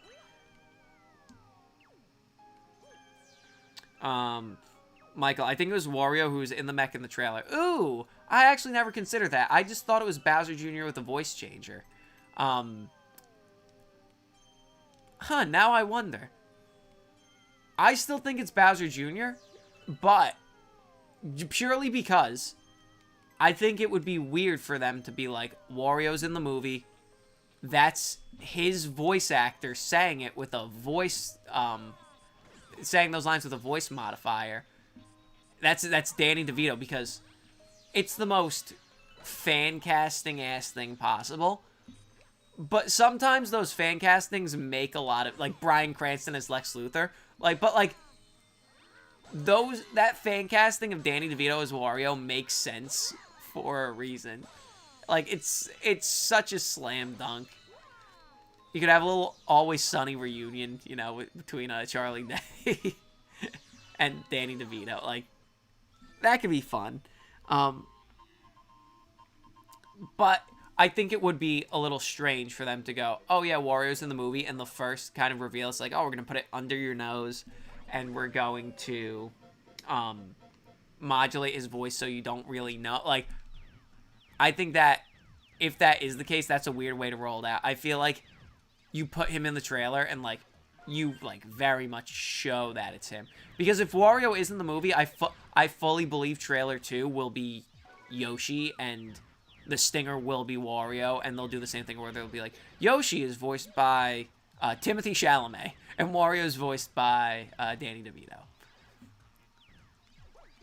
Like, Yoshi will be like Yoshi Al-Gaib, you know, from Dune. Javier Bardem as Waluigi, you know? Actually, I said that as a joke, but that could be, that wouldn't be good, but that'd be fun. I mean, I still think Christopher Walken should be Waluigi. I think that's god tier casting. A public round. I haven't played a Mario game really, but I really enjoyed the first movie. Galaxy looks great. Ooh, that's really interesting, public round. That's so fascinating. You might be probably the first person I've ever interacted with that's never played a Mario game. And the fact that you like the first movie, that's really fascinating. Because the whole reason I like the first movie is because, and I know I complain about these types of movies on these streams, so, like, this is a total hypocrite move, but because that movie was literally 90 minutes of me pointing at the stuff and going, oh my god, I know what that is. Oh my god, I know what that is, over and over. So the fact that somebody who, like, is like, oh, I don't know this lore, is like, yeah, no, I really like that, is fascinating. Retro Lover, what if the post-credit scene of Mario Galaxy you could hear a fart followed by a certain wah? That would be the literal only time in animation movie history that you'd have a fart joke and all the adults in the theater would be like, yeah! They'd be throwing popcorn at the screen. All the Nintendo fans would be freaking out. Look. Wario's got to be in this movie, right? I think he's in this movie, so. Philip is saying this likely means Odyssey is next after Galaxy. Yeah, probably, right? I feel like there's nowhere else to go after that. Unless they just took a total left turn and they did Sunshine. I mean, honestly, what I think is going to happen is I think they're doing Mario 1, Mario 2, then probably DK Country. Because Nintendo did the announcement where they're like, oh, we're doing even more movies. So I really think that there's a real possibility that after 2, we don't get another Mario movie for a while. Like, what's the gap between, like, Despicable Me 3 and 4? Where there were, like, Minions movies running in the middle, where you do, after Mario 2, you get Donkey Kong, you get Luigi's Mansion, like, you have a few Mario Universe movies in the middle, and maybe, who knows, maybe they do build up to that Super Smash Brothers movie, but I think I've said it on these streams before, they build up to it in a way that Super Smash Brothers is really just Mario Universe characters, so it's like Mario and DK, and, Mario, DK, Yoshi, Wario, Peach, and you do it that way, but, like, again, I don't really know. But, yeah, maybe you have Mario 3, then you do Smash Brothers, and then you go back into Donkey Kong Country and Luigi's Mansion, and you roll through it that way. So, it could be a fun experiment to, if they did it that. Like, that is something that probably could support a bigger cinematic universe. Because I've said it before, the Mario cast could support an MCU-style universe on their own. Because people would see a Luigi movie, people would see a Donkey Kong movie. People would probably see a Wario movie. I think more people, this might be a hot take, I think there's a decent shot. You can make the argument that people would see a Wario movie or a Bowser movie more than a Tails the Fox movie. Which sounds weird to say out loud, but I think that that is possible. And I wonder if they get cute with it and they do a Mario Kart movie at one point, like just a full-on and I know they did a little bit of it in the first movie, but if they just go for it and they're like, nope, we need to race to save the Mushroom Kingdom, like. Michael, thoughts on Sonic 4 being retitled Sonic CD and being announced to have a higher budget than 3? I mean, I love it having a higher budget. I think it having Sonic CD as the title is a weird move because that doesn't mean anything to 99% of the people who are going to see the movie. And they've been very good about servicing fans. Calling it Sonic CD is way too far. It's going way too far.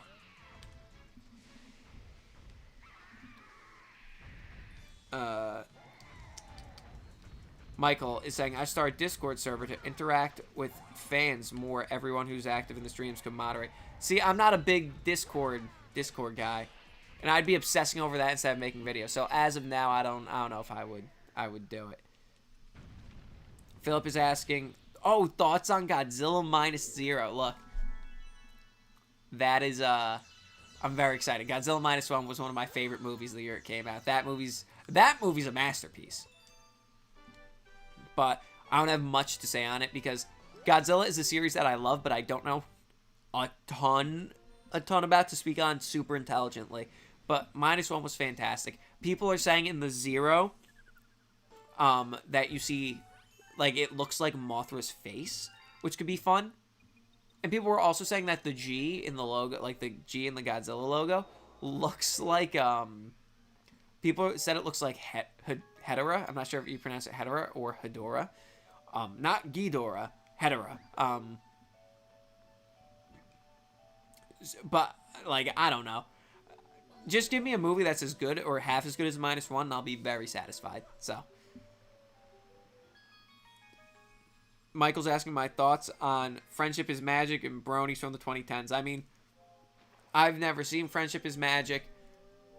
As far as Bronies go, look, I'm a big believer in the school of, as long as you're not hurting yourself or anybody else, do what you want. If you like the show, fine. Retro Lover is saying that he's not watching Godzilla X Kong Supernova unless Jet Jaguar is in it. Look, Jet Jaguar's cool. I feel like this new one has to have aliens in it in some way, shape, or form, no? If you're calling it Supernova, like, are we going to get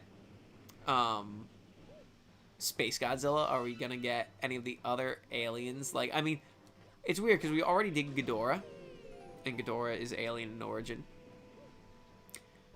So I'm not sure, like, I'm not up enough on the Godzilla lore to know, like, off dome, who's an alien and who's not. Like, I know Anguirus is not, and Biollante is not. But I don't, like, Destroya is also, yeah, Destroya is not, because Destroya is the, comes from the oxygen-destroying bomb. But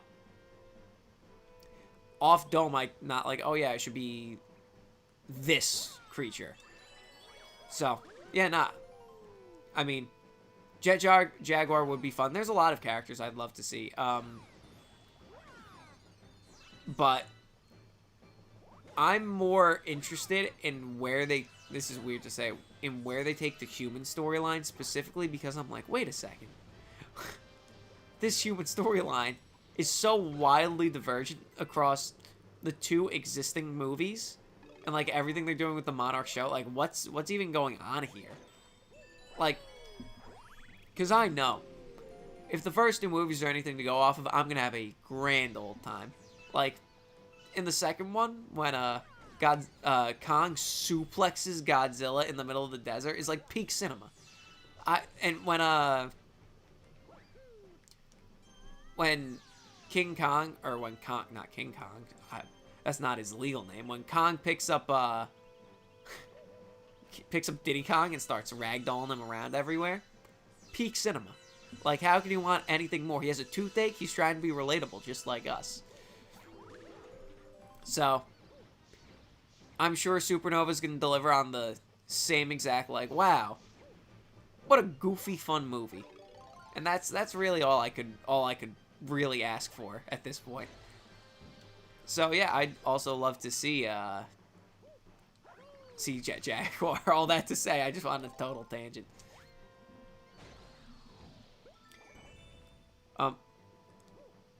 Michael is saying, I'm shocked the Shadow Show hasn't been announced. It's almost 2026. Sonic 3 came out in 2024, and Knuckles was announced 2 months before Sonic 2 came out. Well, I mean, I don't know if Shadow's going to be a show. I think Shadow might be a movie. And they don't have to necessarily follow that same pattern. And look, Sonic 1 isn't even a year old yet. Like, Sonic came out at the very tail end of 2024. It basically came out in 2025. Like, it's we're still not even it's not even a year old yet. I mean, the fact that we're approaching a year is kind of insane, but yeah, I think there's still time.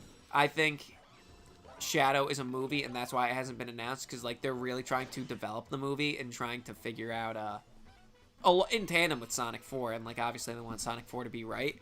So I think what's going to happen is the next movie is a Shadow movie, and then but it takes the place, like how we've gotten the Sonic movies every 2 years. I think Shadow would be the 2029 movie, which is, could we just say really quick, if you told me in 2020, right before COVID, that in 2025 you would be speculating about the 2029 Sonic movie that comes out. They've been coming out every 2 years consistently. Would be a Shadow the Hedgehog movie. I'd tell you, you are a crazy person. I just want to acknowledge how crazy the world is that we're living in. That this is happening. So, Philip, they may have sped the galaxy immediately to reach spin-offs faster, like Luigi's Mansion or Donkey Kong Country. Well, Philip, I feel like I was reading rumors about a DK Country movie since before Mario 1 came out. Or like right after Mario 1 came out. So I feel like this was always the plan. So. And yeah, Retro Lover saying that you heard a rumor that Donkey Kong's coming in 2028. I would, that'd be delightful if it was the 2028 movie. I'd really, really dig that. Because, because Zelda is 2027. Yeah, I keep forgetting Zelda's 27. So. Michael Prescott saying, thoughts on Dark Empire? Dark Empire is the one where the Emperor gets... I'm really bad with the names of the Star Wars extended universe. If Dark Empire is the one where Palpatine gets cloned and revived, I think it's a fun read. I mean, I think a lot of the Dark Horse stuff are fun reads. Oh, comic where Palpatine comes back. I'm surprised people don't hate it as much. Yeah, I mean, it's a similar story. It's all in the execution, though. Philip, what if Super Mario World is the TV spinoff of the Mario movies? I didn't even think of that. I would hate that. Not because of any other reason, except for the fact that I just want to hear, Brian Tyler doing the score for this stuff. And if it's a TV show, we're not going to get that. So selfishly, I would just want it to be a movie. But I know it's not. I know what they're doing now precludes it pretty much from ever being a movie, since Yoshi is getting introduced here, and like Yoshi is Mario World. And I mean, they're probably gonna do a Yoshi movie too at some point. Speaking of spin-offs, you don't think they're not gonna do Yoshi's Island at some point? Especially if they do the animated kids movie thing where Yoshi's just like, oh, Yoshi, over and over and over and over. And like talks in just saying Yoshi. And then at the end of the movie they have, Sam Jackson start talking in English. And it's like, oh, this is what all Yoshi sound like to each other. And you could do a Yoshi's Island movie, and you could introduce Birdo. Like, yeah, the possibilities are, I don't want to say they're endless, but like you have a pretty solid bench of stuff you could do. So, Michael, my thoughts on Hoppers. I think Hoppers looks really fun. I think it looks like a hoot. Yeah, I mean, I saw a new trailer, I think, for it in front of Zootopia, and I think it looks funny. Like, when people are like, Pixar needs to make more original stuff, this is the exact original thing that Pixar's going to make, and I'm going to watch it and probably go, I really like that. And then people are going to be like, why would I watch it? I'm going to watch it on Disney+. It's like, oh, that's unfortunate. Or, oh, finally, an update on the Spielberg UFO thing that was announced years ago. He's not getting any younger. And then Michael is saying we don't know the name of the Spielberg UFO movie yet. Yeah, that comes out. Look, that movie comes out in May. I mean, I gotta imagine we get a trailer for that this month in front of Avatar. I really gotta imagine that we get a something for that, because yeah, that comes out, if I remember it, like May 15th. Like it's like before Memorial Day. So yeah, we gotta hear about that soon, Stevie. Because yeah, no, like the fact that it's dated, I mean, it's also kind of fun, I think, at least, that we truly, this is, I feel like, the first big movie in a really long time that we know absolutely zero about, given how close it is. Like, We know it's about UFOs and Spielberg's directing it, and that's it. And that John Williams, I think, is doing the music for it. Like, that's nothing. So, I hope it hits its release date, because 2026 is looking pretty stacked, and I'm sure we'll talk about that on the next stream. So, it's gonna be it's definitely gonna be, if it comes out, a really interesting experiment. I think it, in terms of movie marketing, because how else, like, because this is clearly an original movie. Because if it was an IP, it would have leaked, you know. So that's what makes me think it has to be something original. Like, so, I think at some point there was a thought, if I remember right, or maybe I'm totally Mandela affecting something, that this would somehow be related to Close Encounters or E.T., but it looks like this is, like, truly an original project, which I respect. But let me just kick you, free you, and free you. But yeah, no, I'm really hoping that we hear anything soon about that. Retro Lovers thinking that the Recall draft video will arrive at the same time as Toy Story 5. Retro Lovers also saying the hump for Ben Solo, more like the hump for Bob Iger. That's so funny. The hunt for Bob Iger. I mean, look, speaking of Bob Iger, movie star Bob Iger, he has a cameo in Zootopia 2 that I was like, oh, that's actually really funny.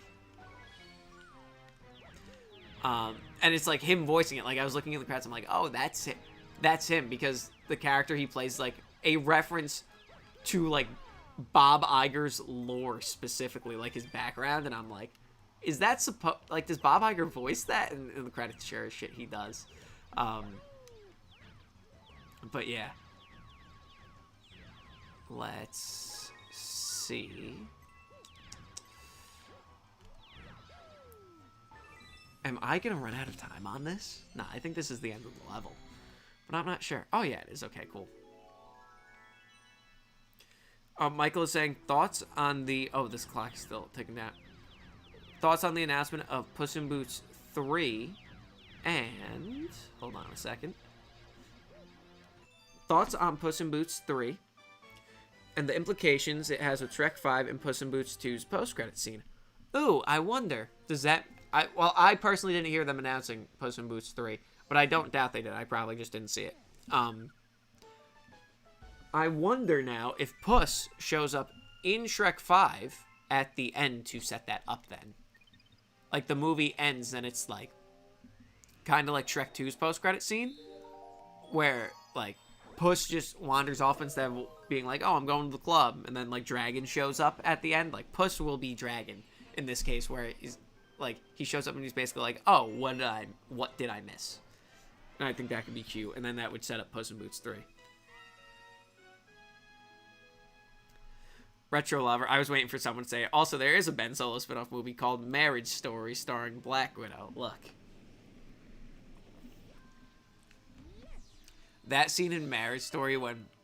It's such a shame that Marriage Story has the meme where Adam Driver punches the wall. Because he's acting his ass off in that scene, and it just became a meme. It's so insane. But look, Adam Driver could also... Adam Driver doesn't need my sympathy of like, oh, what a shame. Because he's, you know, the man, a.k.a. Adam Driver. Michael's asking my thoughts on the Nuremberg movie. I actually didn't see it yet. It's funny, my good buddy, he saw it recently, so it was very good. So, a friend of Hemmas... it has his approval. And this kid knows ball. This kid watches as many movies as I do. Probably more. He's like, it was great. So, I trust his judgment. So, if that means anything to you guys, Nuremberg is probably good. If this kid's saying it's good, it's a good movie. Let's see. Oh, alright. It has the animated MCU... Has the animated MCU surpassed the live action one? I don't think it has, because the animated one never reached the heights of Endgame. Like, there's nothing in the animated universe, as great as it is, and I really have a lot of affection for that run of shows. There's nothing in there where I'm like, yes, this is, you know, the peak of, you know, superhero content. So, yeah.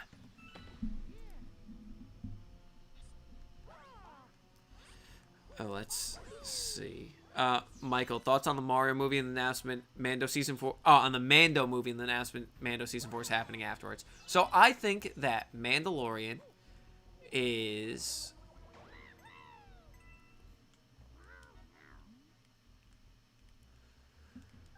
okay, where Toad? No, not I'm not trying to talk to you. Help, I'm stuck. Impress A or tap. Oh, this is... There we go. Am I coming with you, Toad? There we go. Okay, so... Sorry, as I'm trying to figure out how to play this kid's game. So, I mean, Season 3 wasn't that good. I think Mando should have ended with Season 2. I mean, the trailer for Mando and Grogu doesn't give me a lot of hope, if we're being totally honest. But, the fact that there's Season 4, I'm interested to see what they do with Season 4, because Season 3 really seemed compromised by the fact that they're like, okay, we need to mash together seemingly the plot of this and the plot of Rangers of the New Republic. So, that's my big kind of conspiracy with that. But having a show now that is seemingly like, okay, we're aligned, we're going to have another Season 4, we're just going to make this a fun, you know, week-to-week Western kind of thing again. Awesome. No notes. Like, do that. So, I hope it's a return to form.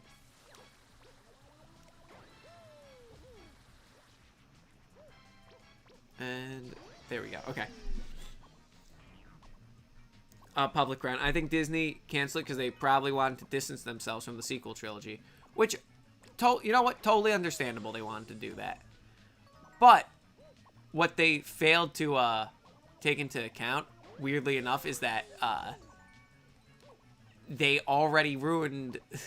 they already kind of ruined any goodwill they had at this point, so... They should have just...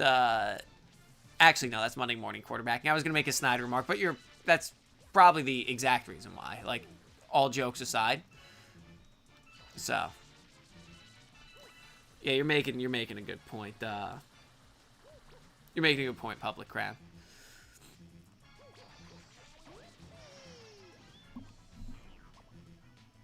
Let's see what else.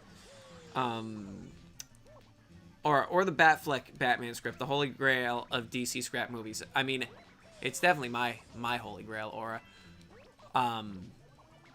What I wouldn't give to read the Batfleck script and make that a video for you guys. Michael Prescott, thoughts on the 2012 book Wonder? I've never read that book, so unfortunately I don't have thoughts. I did read a book called Project Hail Mary, though, earlier this year, and the trailer for that movie looks absolutely unbelievable. Retro Lover, if that's true, Public Ground, imagine another trilogy that straight up ignored the sequel trilogy.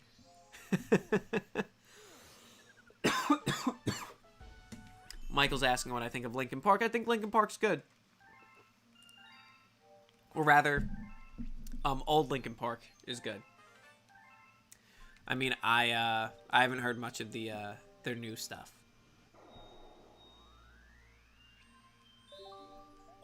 So, Ryan, on the Star Wars bit, I think the reason was the Rey movie in Simon Kinberg's trilogy, because Rey will have a cameo in Starfighter that will set it up. I mean, potentially. I get what you're saying, Ryan. Glitch Modder, what are my opinions of the Wreck-It Ralph franchise? I've actually only ever seen the first one. I heard Ralph Breaks the Internet is bad. And I mean, looking at the trailers, I was like, wow. Yeah, no, this ain't for me. Michael, thoughts on Papa's death scene? I assume you're talking about in Stranger Things? I thought it was sick. I mean, I'm assuming you're talking about in season 4 when they get out of the bunker. But I don't know that for sure.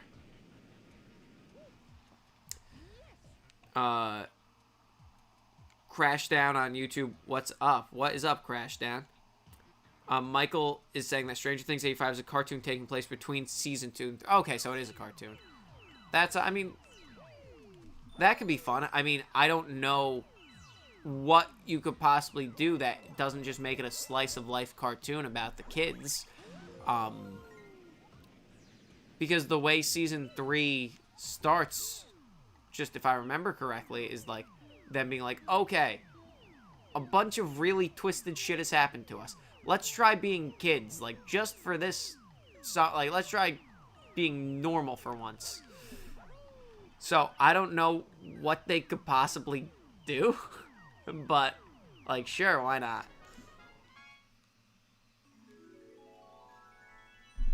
Let's see what is next. Retro Lover, original version of Spider-Verse video? Maybe. Oh, chat just jumped, sorry. Oh, original Spider-Verse movie. Oh, Michael, thoughts on the Eddie Master puppet scene? Oh, it rocked. Oh, Philip's asking, what do I think of Lanterns being delayed? I mean, for good or for bad? I mean, look. If that show needed to get delayed because they needed to add something, because it was missing something, let them delay it. It's only by a few months. Like, we'll have it in time. I mean, does it... I mean, for all we know, truly, it could have been delayed because they did something in the reshoots of Supergirl. You know what I mean? Like, we don't know specifically why it was delayed. It might be, like, a total neutral delay because of something that happened, like, adjacent to it. And that's like, oh, since we added this scene of Superman showing up in Supergirl, canonically, this would make more sense if it took place before Lanterns versus after Lanterns for reasons X, Y, and Z. You know what I mean?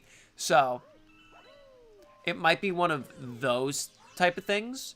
So, I think, right now I'm pretty neutral on it in terms of like, oh, it got delayed, I wonder why. I think it might be something as simple as that, like logistical, where it's like, or I mean, the crazier thing would be if it somehow tied into Clayface. But I think maybe there's some sort of tie-in somewhere where maybe there's something with Lobo. Like, I think it's something more like that as opposed to the quality of the show. Michael's saying if you're not with her, you might quoting some episode 3. A Retro Lover. I'm planning to go to CinemaCon because of all the trailers for the upcoming film Doomsday, Supergirl, Spider-Verse. Oh man, good for you if you're going to CinemaCon, man. CinemaCon would always be fun to, in my mind, fun to go to.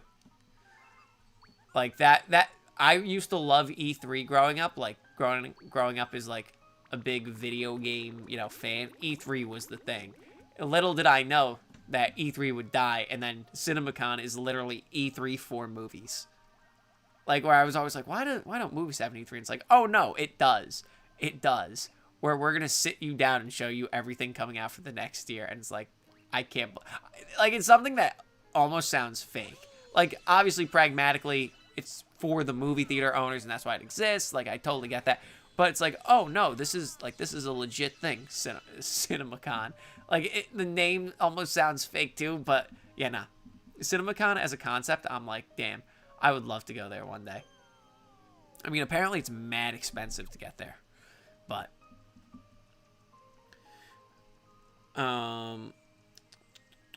Public Crowd is saying, yeah, if Mario Galaxy movie is rushing it, then Sonic movie 3 was too. Exactly. Like, and Sonic 3 was great, and it told a fun adaptation of that story. And even though it didn't have Rouge the Bat, like, we still got the core of what made that story tick. Carter. Oh, hey, Carter. I noticed that the lily pad in Toy Story 5 has a camera. Do you think that would threaten the toys by showing the humans the toys moving around, and that's why the toys are scared of it? That's it. That's an awesome, awesome idea. I never would have considered that. That's a cool-ass idea.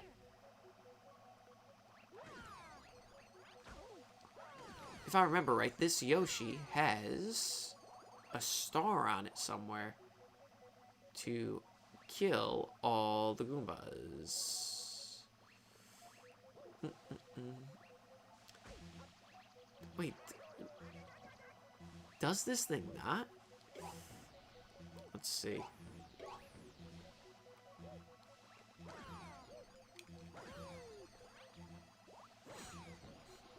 This thing definitely has a star on it, but I'm... Oh, I was going to say I'm going to raw dog and kill all of them, but too late.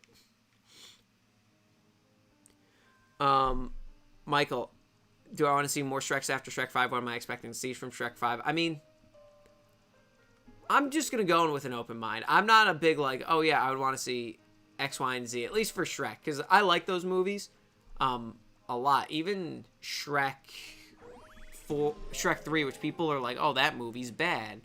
I'm like, I think it's fine, you know? So, I'm not entirely sure what I would even want to see from it, if I'm being totally candid. So, I'm sure at some point I'd probably have a better answer. I might need to think on that, of what I'd want to see from potential Shrek 5. Or potential more Shrek movies in the future. I'd want to see more as long as they're good. Like, my whole thing is, if something is good, keep making it. Like, the whole reason I say on these streams sometimes, like, oh, we just need to leave good enough alone, is because with time, inevitably, the quality will have to dip. You know? And that's unfortunate. But everything else in a vacuum, all other things being equal, if they keep making good Shrek movies, then, like, sure, yeah. Give me Shrek 4, 5. Give me Shrek 5, 6, 7, 8, 9, 10, 11, 12. Who is next? Retro Lover, Black Widow's sister was in Puss in Boots 2 as Goldilocks. Yep. Michael's asking Wicked 1 or 2, which is better? 1 by far. Wicked 1 is unbelievable. Retro Lover, I realized Thunderbolts would have solved Phase 4 in an instant. Yep. The second I realized that, I was like, holy Christ. If you just move Thunderbolts, it makes a lot of the MCU feel more cohesive. It's crazy. It's really crazy. Michael saying Hot Take, Thunderbolts is the best movie since Infinity War. Well, I don't know if I agree with that necessarily, Michael, but I do definitely think it's one of the best MCU movies since Infinity War. Philip, the Wicked Cinematic Universe is just Wizard of Oz.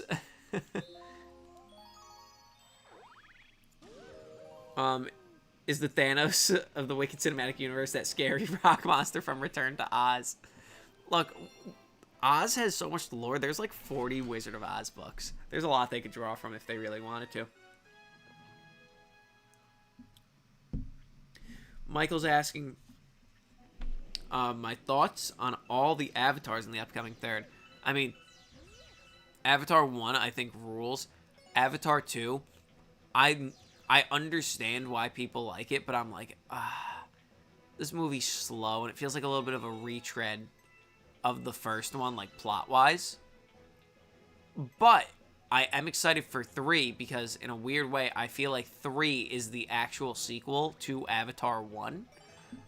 Or it's like, okay, the story's continuing, because, like, Avatar 2 was basically, in my mind, like, okay, we need to reset the table, reestablish where everything is, because, like, it's clear that the kids are also major characters in this now, and we needed kind of a movie to set up all those character dynamics. And now that we have all the setup, we could just go.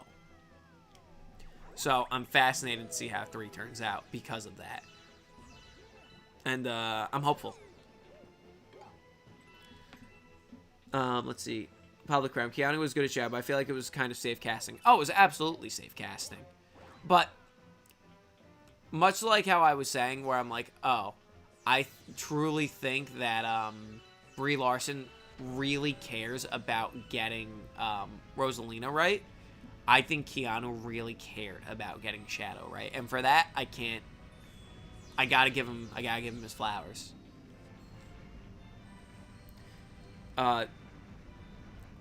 Michael saying thoughts that Jimmy C was supposed to direct Jurassic Park but turned it down because in his world would have made it more violent, like Alien style, but with dinosaurs. I mean, I could only judge because we've seen the original Jurassic Park. Because for all we know, James Cameron makes Jurassic Park, and it's like one of the best horror movies of all time.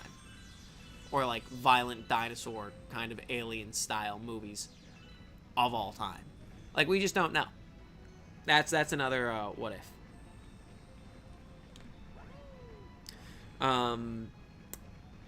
Philip, will I be seeing FNAF 2? I will probably not, because I have not seen FNAF 1, and I'm not a big horror guy, unfortunately. I'm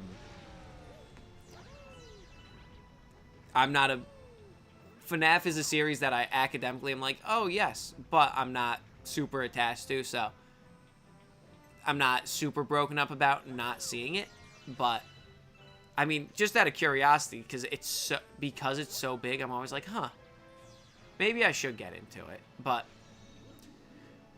if it's not my thing, it's not my thing. I'm not going to try and force it.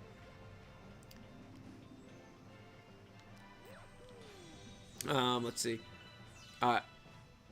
KM Doctors 7400. Hello. Let's see. Retro Lover. Jesse's gonna have PTSD of being abandoned in Toy Story 5. I mean, yeah, I wonder if that's what they're going with. Especially if it's like, oh, we're gonna revisit the montage. Let's see. Michael, thoughts on the musical Hamilton? I have never seen it. I know it's on Disney Plus, but I have never seen it. Retro Lover, I love that Woody's legal name is Woody Pride. Look, that's, in my mind, that's like the most deep cut in the weeds piece of Toy Story lore, is that Woody's last name. Because Lee Unkrich, who directed Toy Story 3 and was an editor on Toy Story 2, and I think editor on Toy Story 1, I think was a co-director on Toy Story 2. On his Twitter, he revealed that one day, like, as a behind-the-scenes thing, and he's like, that in our mind was Woody's name since Toy Story 1. It was Woody Pride. It was always Woody Pride. So once I learned that, I'm like, that's canon until it's disproven. Hopefully in Toy Story 5, they're not like, yes, Woody's real name is Woody Howdy, you know? I mean, that would make the scene in Toy Story 1, if it is Howdy, retrospectively funnier, where Mr. Shark just bodies Woody, and he's like, I'm Woody, howdy, howdy, howdy. So, yeah. Oh, I just noticed it's 12:09, so all you East Coasters like me, happy Thanksgiving. Michael, my thoughts on In the Heights. I have never seen In the Heights. I get clips of it on Twitter all the time, though. Michael Prescott, has Fantastic Four gotten better with time? I mean, Fantastic Four, are we talking about First Steps? Because I think that movie has not gotten better with time. Absolutely not. But the original Fantastic Four, I always liked. If we're talking about Fanforstic, that movie was never good. Okay, let's see. I can't jump with bombs in this game. Oh, I can jump with bombs. Okay. Okay, let's collect these and go this way. Okay. So, there we go. Okay. Thoughts on the announcement of Coco 2? I mean, Coco 1 is a really good movie with an unbelievable ending. If they want to send Miguel back to the underworld again, like, sure, that could be neat. I mean, we don't really know enough about it, I think, at this point to fully judge it, though. So, Amazing Spider-Man. Bold of me to call Game Peach a character. Well, I mean, Game Peach has certain traits that are entirely different. Like, I feel like a lot of the traits of movie A lot of the traits of movie Peach are kind of Daisy's. Like, where she's a little more outgoing. Like, Peach in the game is, like, very reserved. She's capable, but she's not, like, action hero the way she is in the movie, which I get why they did it for the movie like that.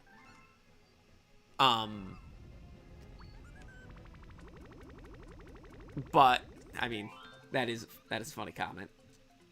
Michael, my thoughts on the entire audio of Minion 3 being leaked by someone. I mean, that's crazy that someone would do that. That person's probably gonna getting taken away.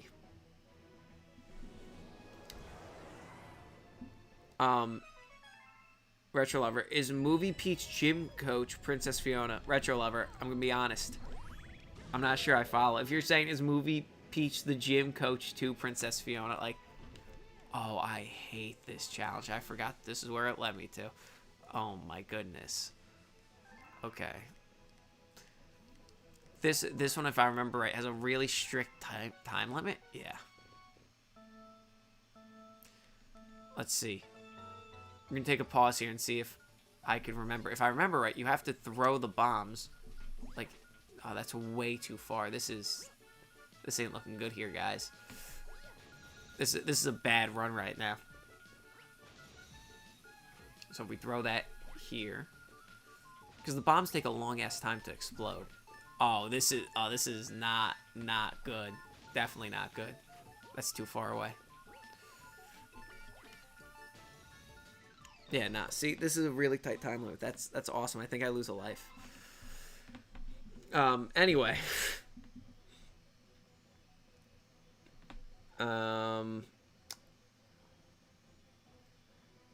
Public Crown. I can appreciate everything and anything the kitchen sink approach, making the most Mario movie possible. Yeah, like I've said, that first movie is the most Mario movie possible. So, am I gonna try this again? Yeah, I want to blow up all this trash now. I want to redeem myself on stream.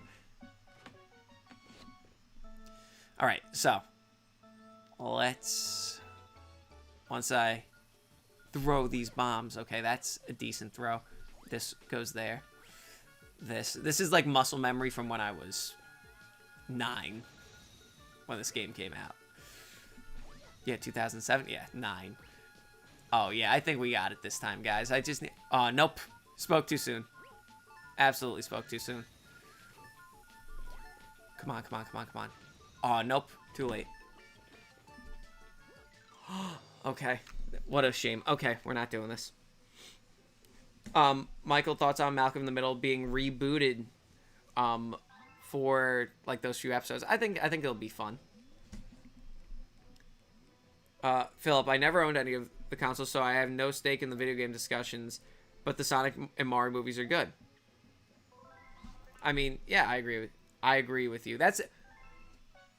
I mean, it's so fascinating to talk to people who didn't grow up with games the way I did.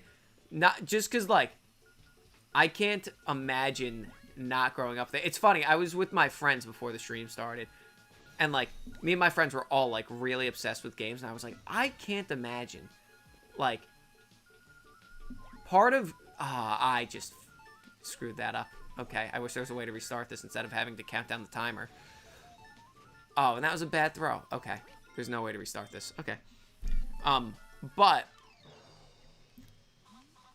I was talking to my friends. I'm like, I can't imagine not waking up like every Christmas morning and being like, what was the game that me and all my friends decided on to ask our parents for Christmas? Like the one game that we all decided on, and like not running downstairs and be like, oh my god, did I get it? Did I get it? Did I get it? Because that was like a core thing. Like one year it was Halo Reach, one year it was Gears of War 3. Like, and that's like a core memory. But like if you're not into, like, if you didn't grow up with games, like that's not a thing. I mean, my friends are like, that's such a wild concept. Which is, I mean, I think it's also a wild concept that me and my friends were like, isn't it wild that people had different interests than us growing up? Like, oh my god, did we just get it, guys? Oh my god, I physically don't understand. Anyway, we're gonna quit this level. This is a rage quit live on stream. Yeah, we're returning to the Comet Observatory. Retro Lover. Reason there ain't any fart jokes in the first one because Nintendo mandated that only Wario farts. I don't know if you're joking, but I totally buy that.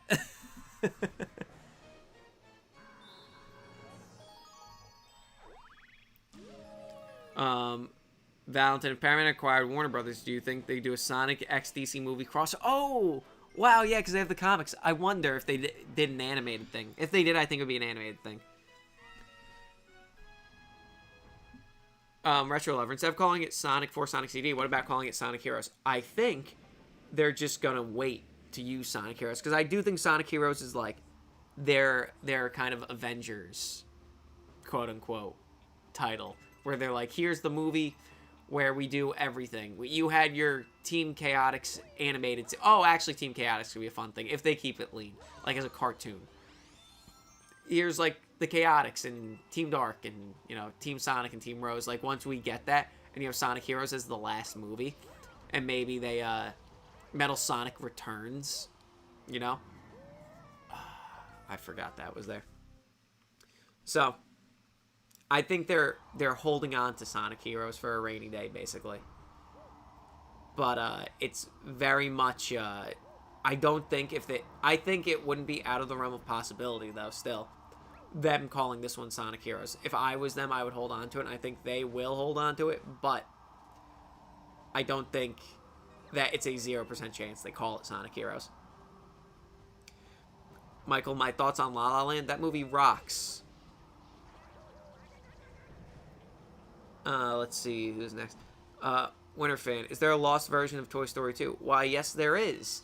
And I have made a video about it. The lost version of Toy Story 2. There was no Jessie, and Senorita Cactus was in her place. She was like the prospector's henchwoman. It is much worse than the Toy Story 2 that exists. But that is that's one of my oldest, like, modern, quote-unquote, canned goods videos. That's one of my favorite videos. I have a lot of affection for it. But that script is it's so weird because you can see, you can so clearly see the, like, the genetic lineage of Toy Story 2 that we got in that script. And then you see where they made changes, and you go, wow, every single change Pixar made to this script exponentially improved the movie. Michael, my thoughts on The Sopranos. I mean, give me the gabagool, you know? That, so, my whole thing with The Sopranos is, I have seen The Sopranos, but I've never watched The Sopranos. And by that, I mean, that show was always on in my house, where I know everything that happens to every character, academically. But I have never sat down and watched it, beginning to end. But I know the show. Like, I know the arc of everything. It's so weird to explain it like that. But, like, that's also how I've watched Entourage. Like, what, oh my god. Bowser, what are we doing here? Oh, he's supposed to stomp on these things, right? There we go. I'm supposed to smack him, right? Let's see. Let's get this boy. Boom. Okay, there we go. It's a similar thing with Entourage, where I have seen the show, but I've never watched the show. ASM, you know who loved Toy Story? Hemmas Studios. Yeah, I did. ASM. Retro Lover. I was talking about the creator of Roger Rabbit. Got the rights back from Disney. Yeah, I truly can't believe Disney, like, somehow let that slip through their fingers. Like, I'm shocked that Disney's lawyers weren't like, no, technically through this loophole, we own Roger Rabbit. Like, something insane.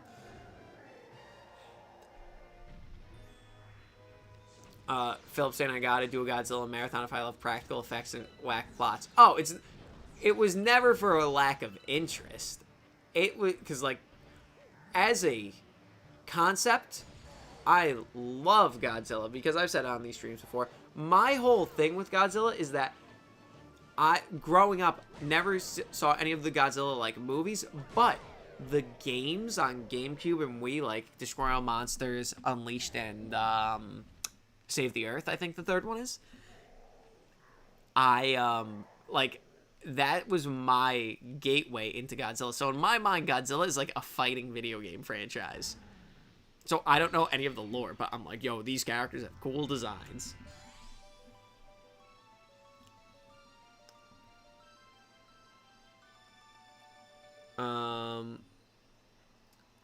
Winter Fan is saying, is Toy Story 2 direct-to-video lost media? Well, I mean, technically, there were things there's animation being done that isn't publicly available. So technically, I think it could be categorized as lost media. At least parts of it. Michael's asking what I want to see from Spider-Verse 3. I mean, I don't know. I just want it to be a satisfying ending because truly, how many times have we landed the plane and it was like a satisfying ending? But Retro Lover, I'm still hoping for a PG-13 Shadow movie. Look, I think that'd be sick. Michael saying, I'm shocked we've gotten all these Pixar sequels before Monsters, Inc. 2. I honestly think what Bob and Rob did with Monsters, Inc. 2 was so strong that I think Pixar, is like, crap, we can't write anything as good as this. And that's why they went the prequel route. Winterfin is asking thoughts on the Toy Story teaser. I was saying a little bit earlier, I'm going to go into it with an open mind. Michael Prescott, what's the greatest band and by extension album of all time? Well, Michael, I think those two questions aren't necessarily, I think those could be two different answers. Like, I probably think, and I truly mean this, like, in the run of albums, and I thought this before even knowing it was a meme from American Psycho. Huey Lewis and the News Sports might be the best album of all time. Run Around Sue by Dion and the Belmonts might be the best album of all time. See, this is on the spot. There's gonna be one or two that I totally forget about, and later and be like, oh shit, I should have said that. Oh man.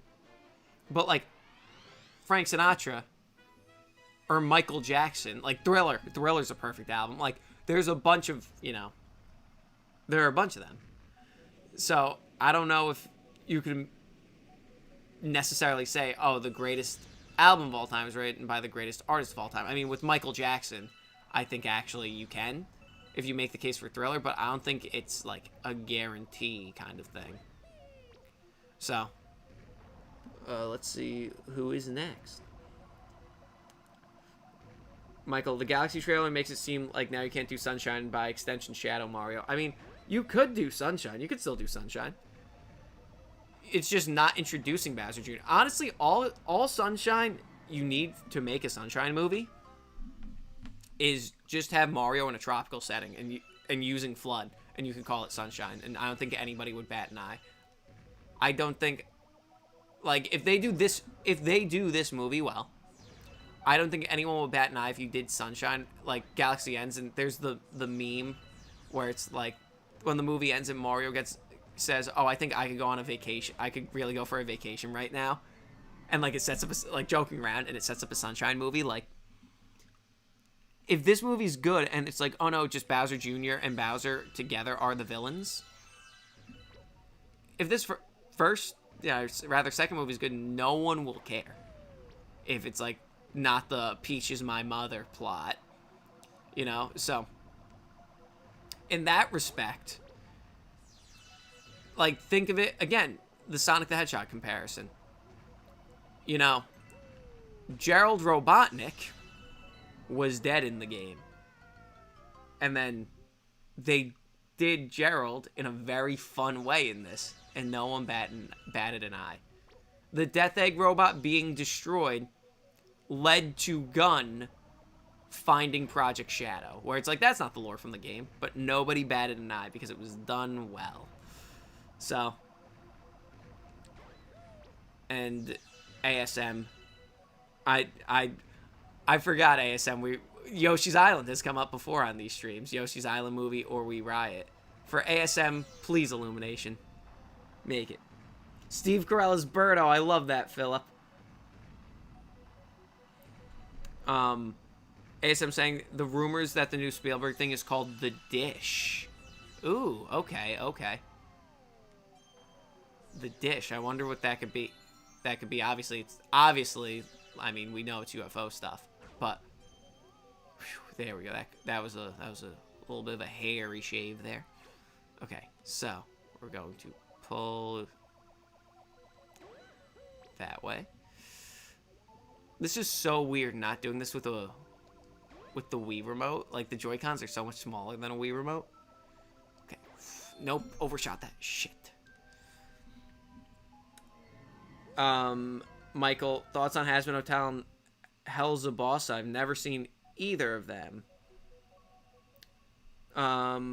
Let's see. Who is next? Oh, there's a lot going on here. Hold on a sec. The Dish. I mean, that could be cool.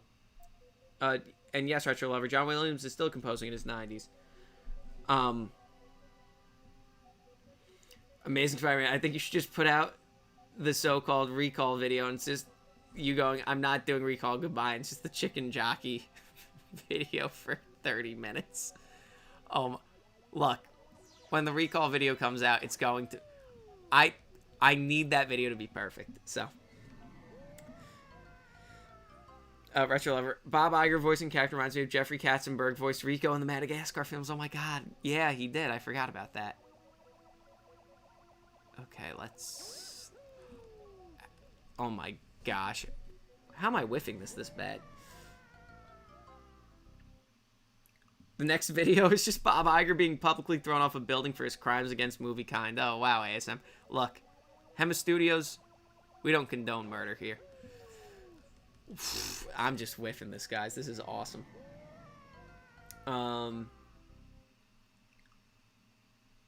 Ben Solo, do not compare me to Han Solo.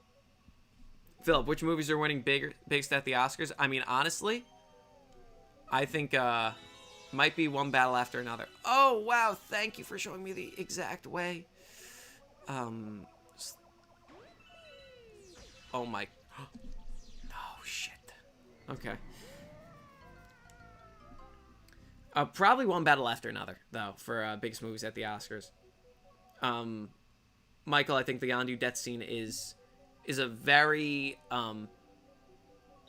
powerful scene, and it's so wild to say that given like what the size of Yondu's role in the first movie, and then they make him this beloved character by the end of the second one, in like inside of a B plot.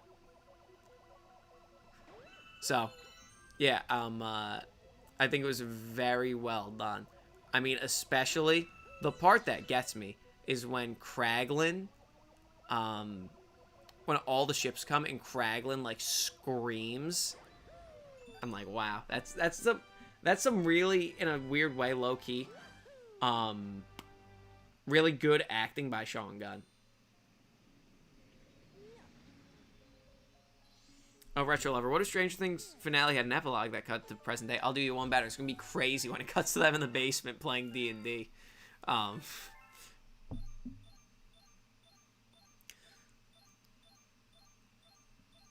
Let's see. Yes, I did hear about Twilight of the Gods. Philip, I did hear about Twilight of the Gods, and nobody watched it. Unfortunate.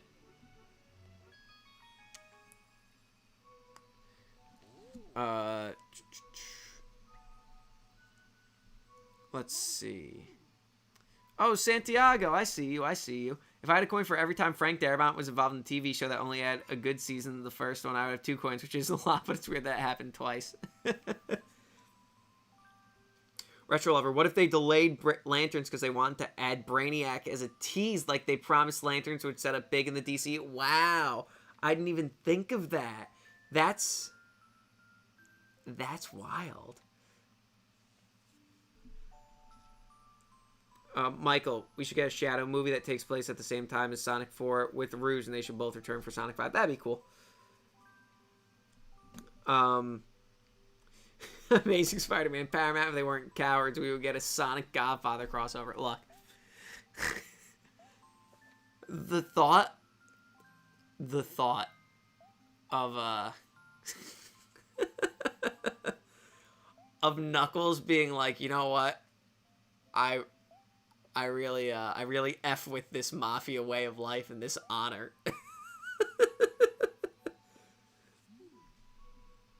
Michael, do I want Eggman to stay dead? As long as they keep making Sonic movies, I would prefer Eggman to stay alive. But I do think they should do what they did in the games for a little bit, where it's like, after Sonic Adventure 2, after Eggman helps out the heroes, he's a good guy for a little bit. And I think there's nothing wrong with that. Where he helps the good guys and then he's, like, out of the picture. And, like, Metal Sonic, like, they're doing the same thing, where Metal Sonic was the villain for Sonic Heroes. And then you had Shadow the Hedgehog and Eggman's, like, ambitions were kind of gray in there. So, I think the movies are doing a similar thing, but I do think, like, you need Jim Carrey because, rightly or wrongly, all of the, regular people seeing these movies, not Sonic superfans, will go, oh, Jim Carrey, I remember him. So.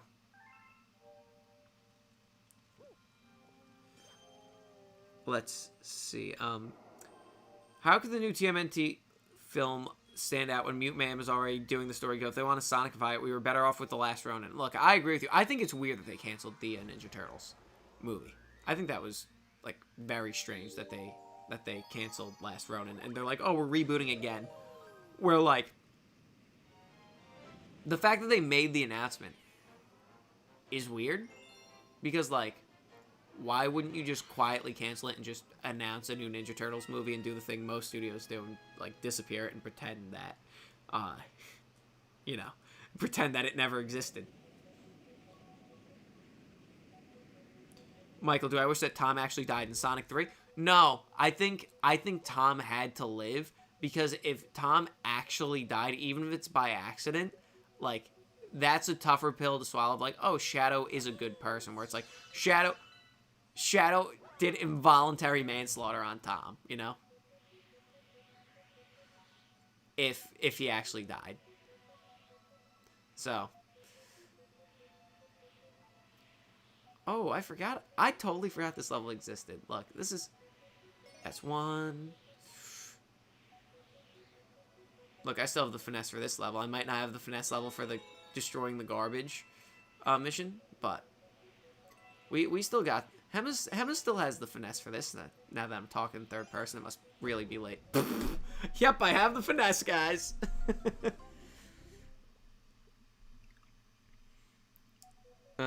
Let's see. Michael, do I wish Shadow had actually died? No, because, like, it's one thing if you're like, do you wish Shadow died in the games? Part of me is like, that would be a fun reality to glimpse into how the Sonic series would look different if Shadow stayed dead as intended in from Sonic Adventure 2. Where it's like, okay, that's neat. But at the same time, I want a Shadow spinoff. So no, he should not have stayed dead. Alisar, what if Tasm Lizard was the true villain of Shrek 5? I mean, that'd be wild. ASM is saying the Avatar movies are industry plants. Look. Everyone's like, oh, I don't know any real fans of Avatar. I know 3 of them. And it's funny. Because one of them is my childhood best friend. Another one is a different friend in the same friend group. Like, the kids I grew up with that are basically, like, my brothers. They, like, another kid in the group, his girlfriend is, like, her 2 franchises are Now You See Me and Avatar. Like, totally unironically. But the Venn diagram is wild because it's like 2 of the 3 people are like obsessed because of the Avatar video game on Xbox 360, or it's like, oh, I love the world and the lore. It's like, oh, okay, then. Oh, come on, let me get this piece, clam.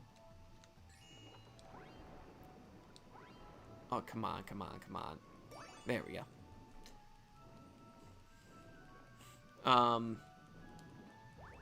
Michael Prescott, thoughts on Charmy? Do I want to see him in the movies? Because I think we need him. Look, if you want the Chaotix, you need Charmy to be there. You need Charmy B. So, like it or not, I mean, he should be played by Tom Holland. I'm just so happy that Tom Holland wasn't Tails. But, yeah, no, I like the Chaotix a lot. I like that entire Sonic extended cast. Like, when people are like, oh, Sonic has all these stupid friends, I'm like, yo, these are actually the most interesting part of this series. Like, low-key. So, what if Toy Story 5 Retro Lovers asking, had a Spider-Man Far From Home style ending where they got exposed? Got exposed for what? Is the question. Oh, there is the last piece. I don't know how I remember where all this stuff is. It's been over 15 years since I played this. That's wild how ingrained this game is. Alsar, I'm not a Wicked fan. Please give me Venom 4. Look. Yes, give me Venom 4 and 5 and 6 and 7. Tom Hardy is like, oh, yes, this is my last time playing Venom. Why? If I was playing Venom, I'd be like, I will voice Venom in every cartoon. I'd be like, make me Venom forever. Like, that would be like if Kevin Conroy was playing Batman, if he played him in live action first. And that, like, that's how I would treat it. I'd be like, I need to be in literally everything I possibly could. Like, I'd never be Superman. Like, I'm not an actor. I'd never be Superman. But if I was cast as, like, Superboy, hypothetically, to David Cornsweat, if I became Superboy, I'd be like, have me voice Superboy in everything. Other live action stuff, but, like, if there's a chance to play Superboy, I want to play Superboy. If I was an actor, obviously, like, so I don't get why Tom Hardy's like, I don't want to do Venom 4. Like, I'd be like, we are making Venom movies all the live long day because these movies are cracked and everyone is in on the joke. When people are like, oh, people who don't like the series are like, oh, why is he dancing with Mrs. Chen? I'm like, this is campy, goofy shit, and this is, like, so true to the 90s comics.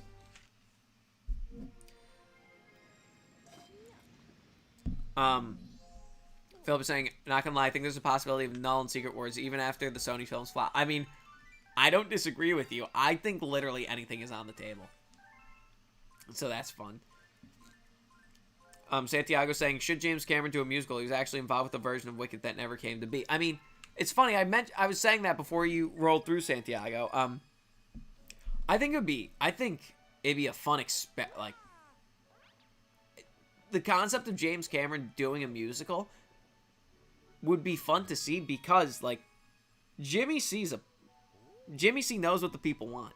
I wonder though if it would be served if it was an adapted musical versus like an original musical. Oh, Alisor, I see you donated to No Kid Hungry. Finally, I'm caught up on that. Thank you so much. That's so kind of you.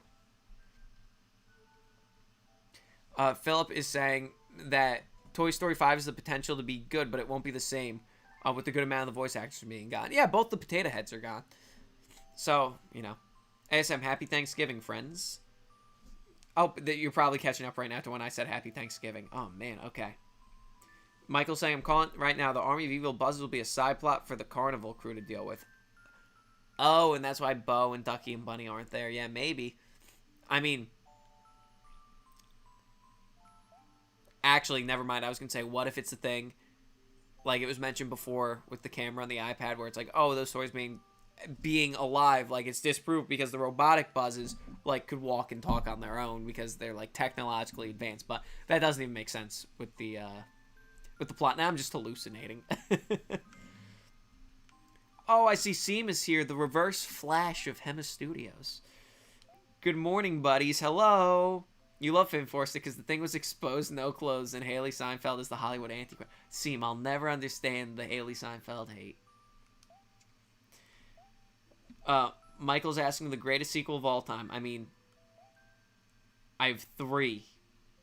Empire Strikes, and it's the most basic answer possible, but Empire Strikes Back, Toy Story 2, Godfather 2. That's the Holy Trinity. Retro Lover. Oh, Land of the Dead, not the Underworld. What, in reference to Coco, I'm assuming. Aura. Speaking of which, is the rose-tinted glasses are falling off with how much people have been bashing the Dark Knight trilogy these days, which I don't get, the Batman Begins and Dark Knight bashing. I truly don't. Like, people are gonna really watch, The Dark Knight and say that's not, like, a fantastic crime movie. Best of all time? Probably not. But someone's gonna earnestly look and be like, oh yeah, that movie's not absolutely fantastic. There's no way. There's no way. I don't understand the revisionist history. Santiago, Evil Dead 2, Dead by Dawn is a good sequel. See, Kraven and Rhino versus Wicked would make billions. Especially if Kraven and Rhino win. Salvador's Life. Do I know any canceled movies I want to talk about? Oh, there's a ton. There's a ton of stuff I'd want to talk about. I mean, even in this stream, we talked about, a little earlier, we were talking about the Batfleck Batman movie. We talked about The Search for Ben Solo. We've talked about Tron Ascension. There's a bunch of stuff. And obviously at some point, the Toy Story 3 recall draft. But let's see who's next. Alright, watch Mario 3 Mario Kart Double Dash with the Grand Stars of the prize so everyone is out to get it. Look, I wouldn't hate it. Double Dash is goated. Double Dash is so goated. I don't think I could ever, after playing Mario Kart World for like 5 minutes on this stream, I don't think I could literally ever play another racing game on stream because I have to pay too much attention. Okay, he's saying I need to bring a gold shell. It's probably behind there. Let's see. Let me just make sure he said that right. There are other students taking the test. So it's going to turn to a mag grab for the gold shell. Okay.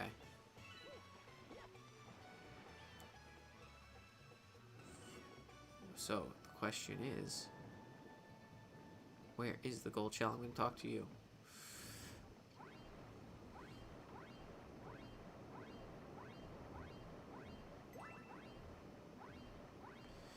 Where the...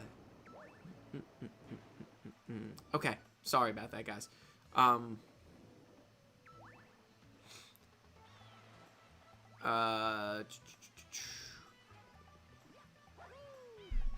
Let's see. Androslav, I see you. Hello. You wish Hulk 2003 was done the way Ang Lee really wanted. Hulk No Pants was the OG plan. Wait, what scene? Michael is asking, what if Mario Galaxy 3 happens because of the movies? I don't think that's out of the realm of possibility. I really don't. Which is neat, because Galaxy 1 and 2 are 2 of the very, very best. Just slow down when you're... The shell has to be up here, guys. I'm probably going the total wrong direction, but we're vibing out.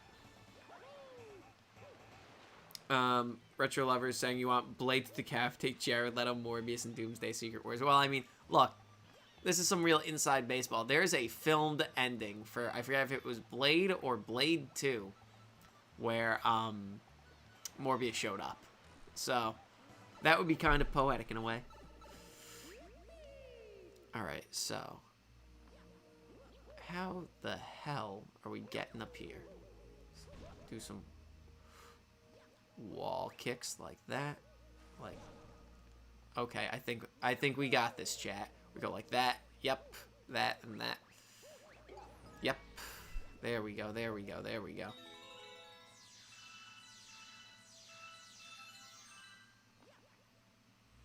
Anyway.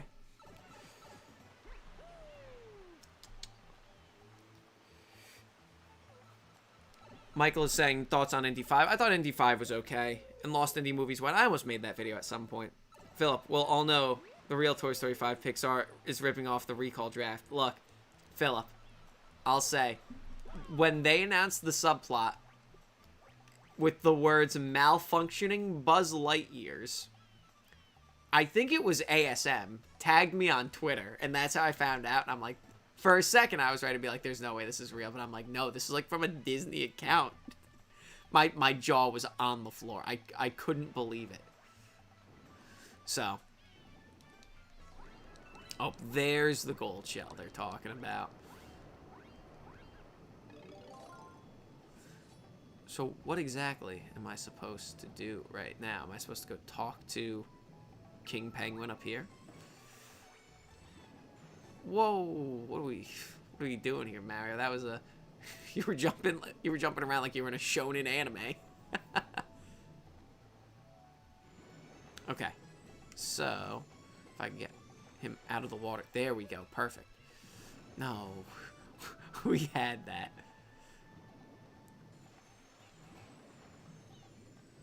Okay, there we go. Finally.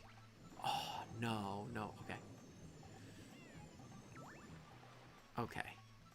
So now we're going to jump here and talk to him. Okay. Sorry for this whole quiet part.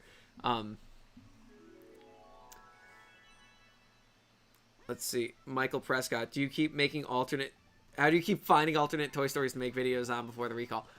I ask myself that question a lot, Michael. They all happen by happenstance. Julio Bueno Jr. Would a Roger Rabbit 2 video taking a deep dive would be a Roger Rabbit 2 video? I mean, Roger Rabbit 2 is a highly requested one. That's definitely not off the table. I say it all the time. The more people request it, the more apt I would be to look at it. And Roger Rabbit 2 is highly requested. So, oh, Bobby, hello. Oh, $26. Jesus, man, that's very nice of you. Thank you for donating. That's super kind of you and super generous.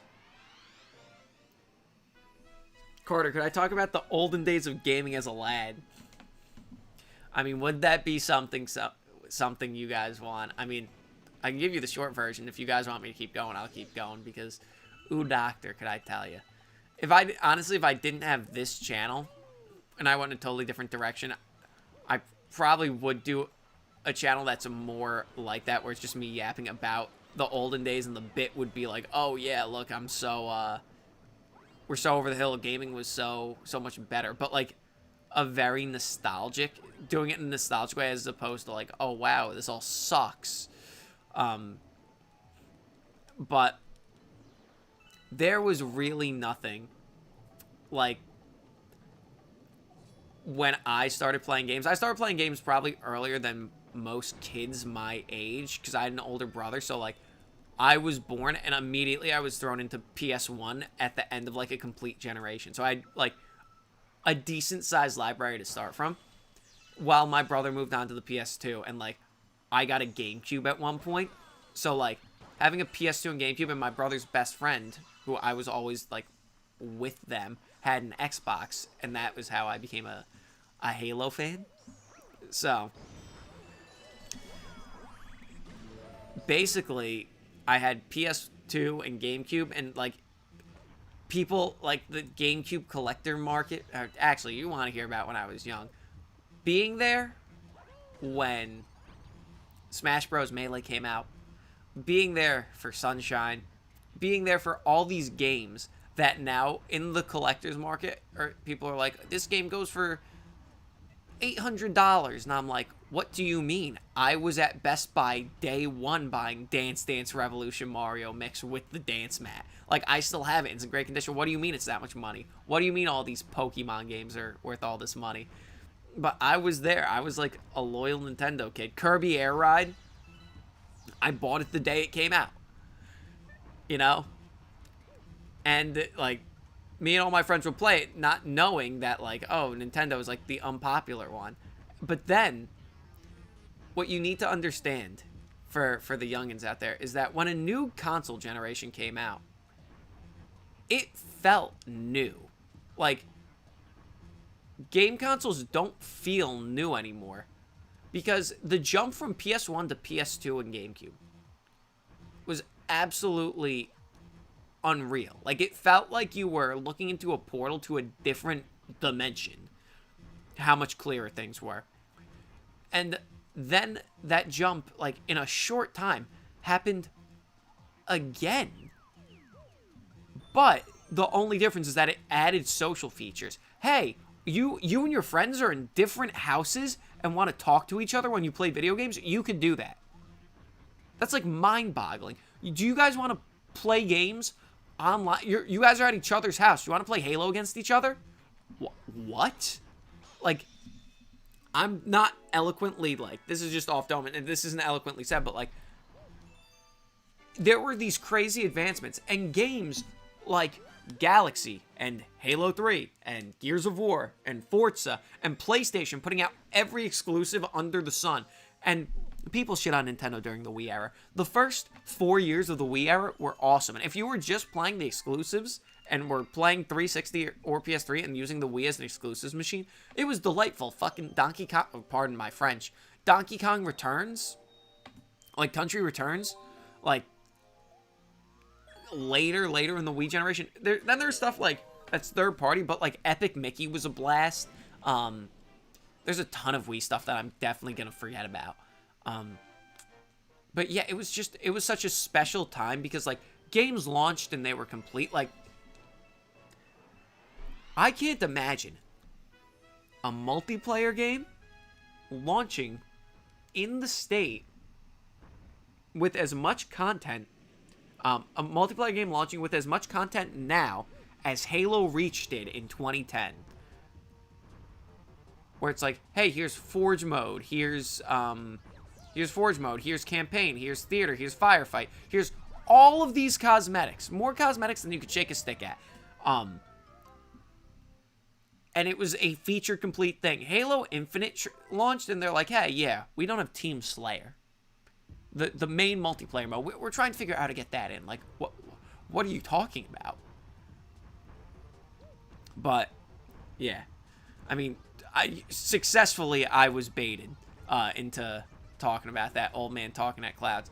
If I was, like, to seriously meditate on it and really think about it, I'd give you a much more eloquent rundown than me talking at 1 a.m. But, yeah. Michael's asking my thoughts on Gaming Magic's Toy Story 3 and 1 series. Love them both. And I'm not just saying it because I appear in his Toy Story 3 series in a brief cameo. Like, people give him a lot of flack. Like, a ton of flack for the Toy Story 4 video. But look, I really appreciate Gaming Magic. I don't know him, but I really appreciate him because he puts his money where his mouth is. He will shit talk something for hours and hours, for 6 hours. But then, you know what else he'll do? He'll make 6 hours worth of videos going, hey, I really love this thing. Let me tell you why I love this thing. And you might not agree with him, but he lays out all of his points, you know? And that's, like, really refreshing. So, I have a lot of respect for what he does. And people sometimes go, oh, but, like, how... The movie's only, you know, an hour and 40 minutes. How could you talk for 6 hours about it? And my response, my personal thought on that is always a little weird, because, like, you don't think the people making the movie and writing the story thought about this for more than 6 hours? Because, like, in my mind, they might not be the same things, but in my mind, they kind of are the same thing. Like, he's going through this, like, story mechanics and, like, character motivation stuff, which is stuff that if you're writing a movie, you would have to think through. So, like, yeah, if you really love something and you're really in the weeds on it, you would be able to talk about it for that long, like to the level he does. Like, you could be able to talk about something for that long, you know. So Michael's asking my thoughts on Skylanders. I actually played the first 2 games and nothing after that. The first one because it was called Spyro's Adventure, and growing up, like I said, PlayStation 1 kid. Crash Bandicoot, my #1 series, based on, you know, PlayStation. Then Spyro was my #2 series. So I'm like, wow, they're rebooting Spyro in this game that's like this game is like a cool idea. So I bought the first game. I had a blast with it. Wasn't revolutionary, but I had a really fun time. And then I bought Giants and I beat that and had a fun time with it too. But my big kind of gripe with it is that once you got to 3, you needed to buy a different portal, and I never got back to it for that reason. So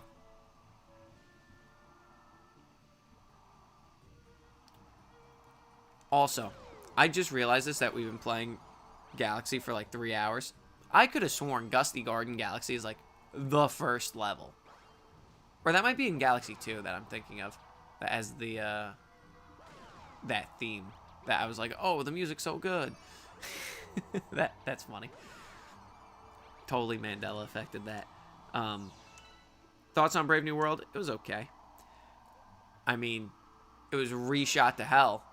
That's a script I'd love to read, because it's like, okay, where are the seams here? So, Philip, I haven't played Dispatch, but I have heard of it. I mean, I love the old Telltale stuff, like Walking Dead. So, and it's made by a lot of those same people, so I'm sure I'd adore it, but I just haven't had the time yet. Alistar, sometimes I imagine Hemmas narrating vital moments in my life in my head while he does his script breakdowns. Like, I remember the short-lived bond with my crush last... Wait, what? Like, when I remember the short-lived bond with my crush last year. Thanks, Hemmas. Oh, man. If I'm the one narrating your life, I'm sorry.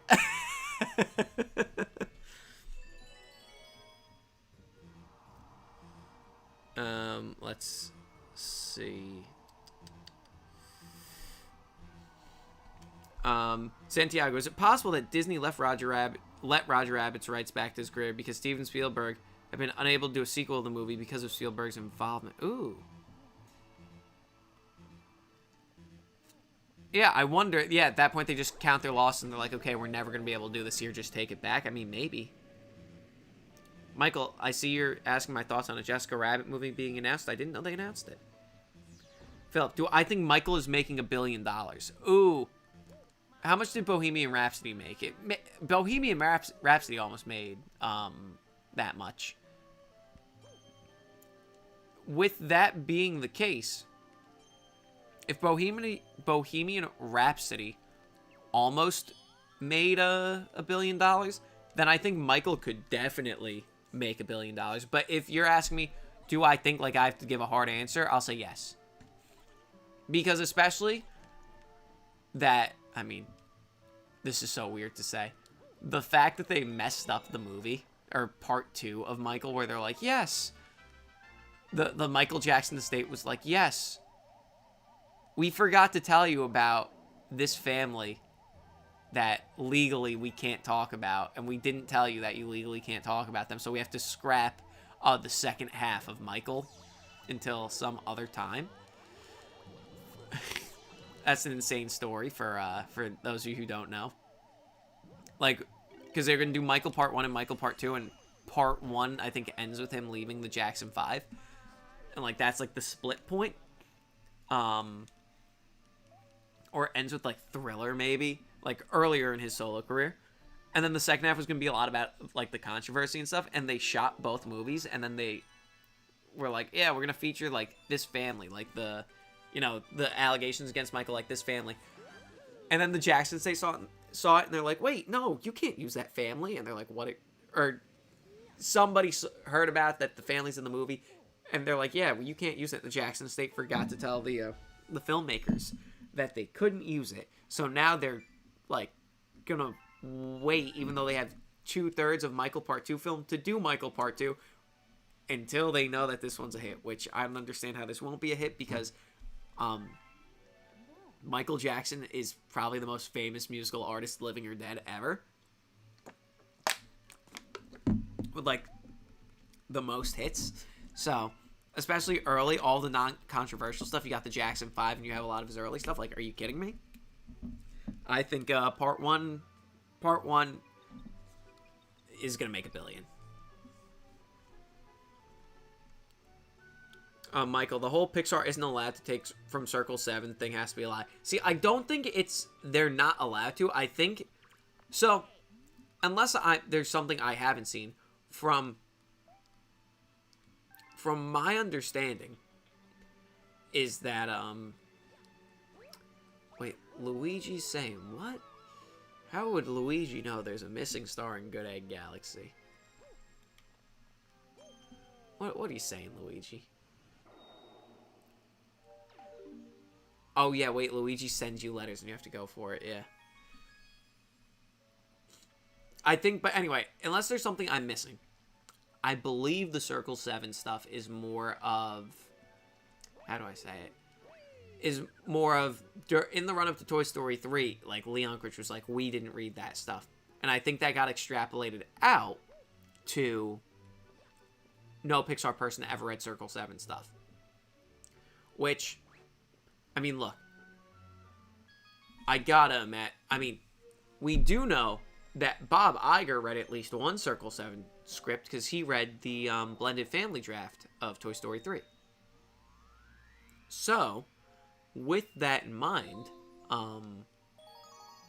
there's probably a lot of people who were working at working like during the Circle 7 era, who read these scripts, who were in power, but just not on the Pixar side. So,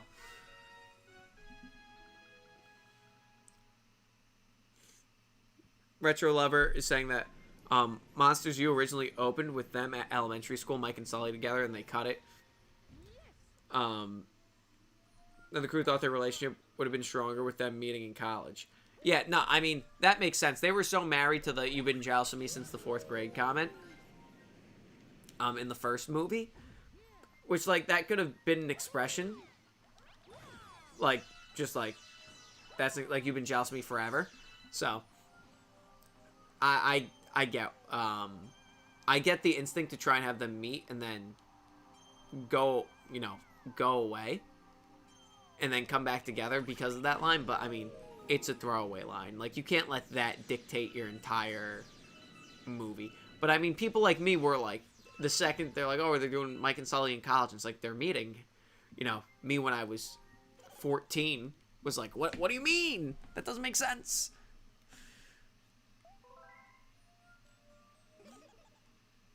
Michael's asking, do I want Gerald to stay dead? Absolutely. Like, there's no reason for Gerald Robotnik to stay alive.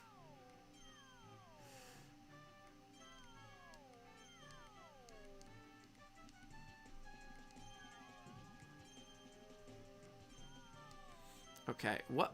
Are these supposed to be like hams or something? Okay, let's do this. Let's get this guy over here. Oh yeah, I forgot this guy cheats.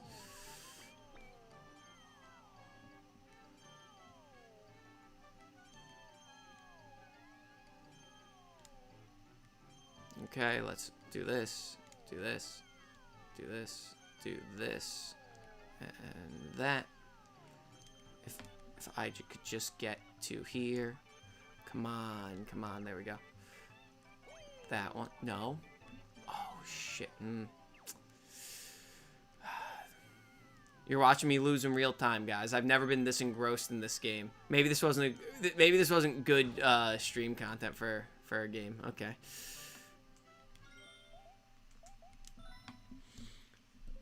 Okay, so Michael's asking, will I do an April Fool's Day video in 2026? Probably not.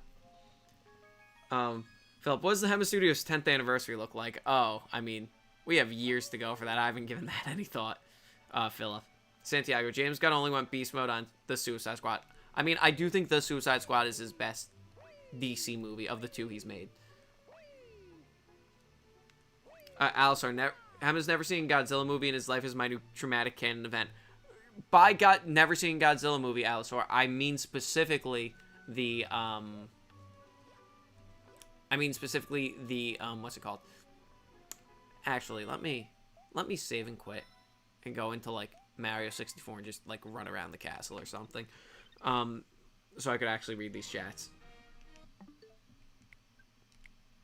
I've seen the American Godzilla movies. It's all the Japanese ones, which makes it even worse.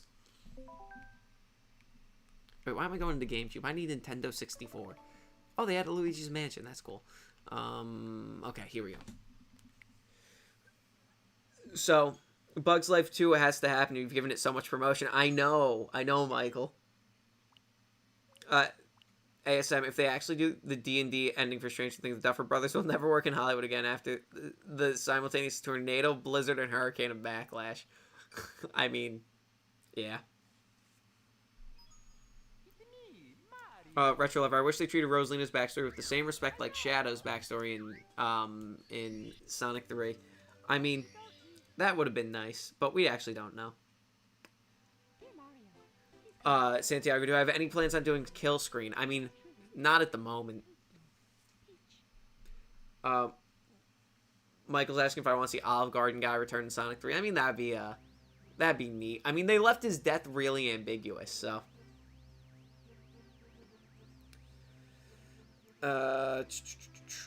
Thoughts on the Ahsoka show? I mean, it was fine. I think it could have been better. ASM saying, I saw the first Now You See Me, and it's fine, but I want to kick Woody Harrelson's ass in Mario Kart. Philip, do you mean you want to keep the iconic Eggman and not do Sonic's oddball enemies like Infinite? See, here's my whole thing, Philip. I think, personally, that you could do the villains like Infinite, but the whole thing is that if just Infinite is the villain, no non-Sonic fan, and by non-Sonic fan, I mean non-Sonic game fan, like, if it doesn't have Jim Carrey, it's probably going to lose a ton of people. Like, the casual people that, like, for example, Sonic 3 without casual people makes 300 million. With casual people, it makes 600 million. And it needs to make 600 million so you could have a bigger budget for Sonic 4. You know what I mean? So, like, I also don't think Infinite, I mean, to single out Infinite, isn't strong enough to carry a movie. You know why? Because Infinite's not weak. I'm not weak. Infinite sucks as a villain. And now I'm going to say something even crazier. Give me Black Doom. Give me Mephiles before you give me Infinite. I mean, it would be fun if you did Mephiles and you had, like, Lawrence Fishburne voice him. That could be neat. Michael, part of Venom was left in the MCU universe. He's alive and coming back. I mean, I think that was left so Tom Holland could get his symbiote suit in Secret Wars. Philip, Hemmas, did you play Venom and was it fantastic? I mean, look, are you talking about when I played Venom in the in the video? Yeah, that was me in the suit. Dude, I worked out for like 6 months so I'd look halfway decent in that thing.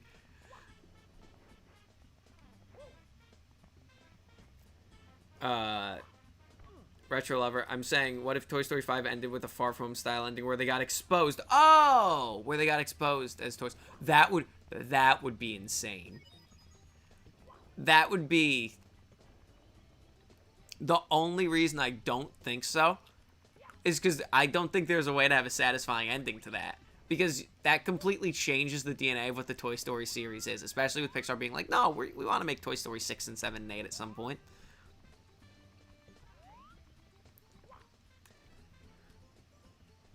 ASM, what if Toy Story 5's post-credit scene was him snapping a Blu-ray of Toy Story 4 in half? I wouldn't just be snapping it in half. I'd be lighting it on fire. Santiago, I mean, Spielberg did West Side Story. Maybe James Cameron would do the same thing. Remake a classic. Ooh, remake a classic musical. Yeah.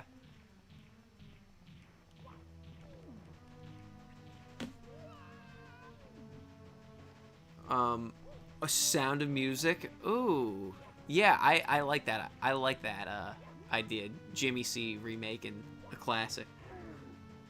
Michael, remember my Fast and Furious predictions? Yes, I do. I'm telling you guys, either Michael Caine is going to be Rita Moreno's husband in the Toretto family tree in Fast X Part 2. Or Queen Latifah is going to play the mom. For some reason, that doesn't even make sense. But, look, family sometimes defies all logic. So, I mean, we're going to bring back Brian, everyone. We gotta make sure the whole family's here. And when Queen Latifah rolls up in her hot rod, it's going to be absolute cinema.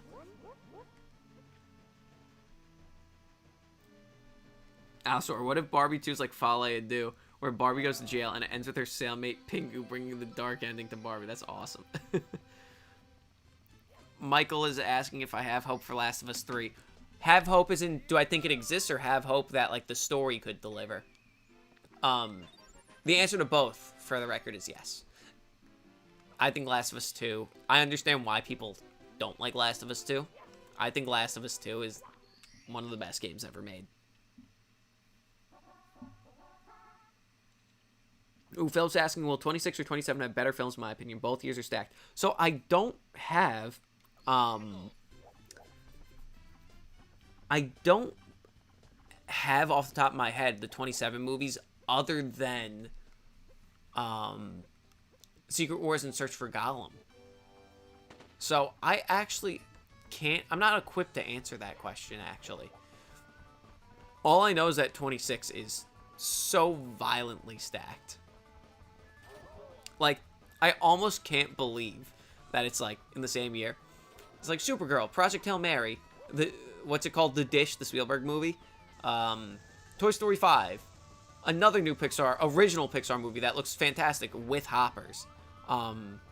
Masters of the Universe. I'm not a big He-Man guy, but apparently that movie is very good. What else? Oh, Doomsday, obviously. Yeah, I mean, 26 is stacked, and I'm sure 27 is stacked, and I just don't remember it. Like, 27 has Shrek 5. Oh, wait, 26 also has Dune Messiah. Oh, my goodness. Okay, yeah. I get the question, but I think it might be 26. There's probably so many good things I'm forgetting in 27, but oh, no. But I have to go with that. Let me cheat. Will Koopa the Quick get mad, or did he already make it up the mountain? Let's see.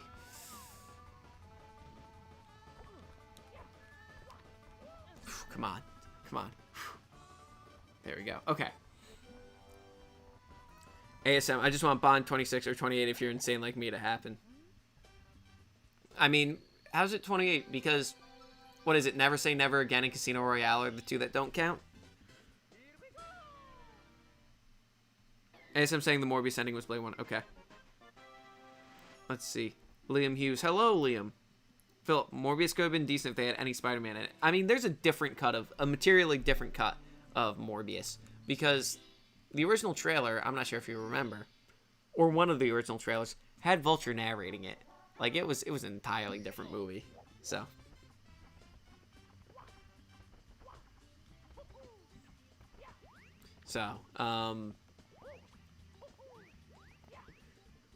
Let's see. Retro Lover, I can't believe Mutt William got drafted in Dial of Destiny. Yeah, that was wild that they're like, people hate this movie. People hate Indiana Jones 4 so much that let's just kill Mutt. And it's like, okay.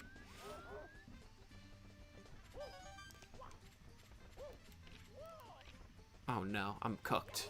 Oh, I shouldn't have lived through that. Come on. Nope.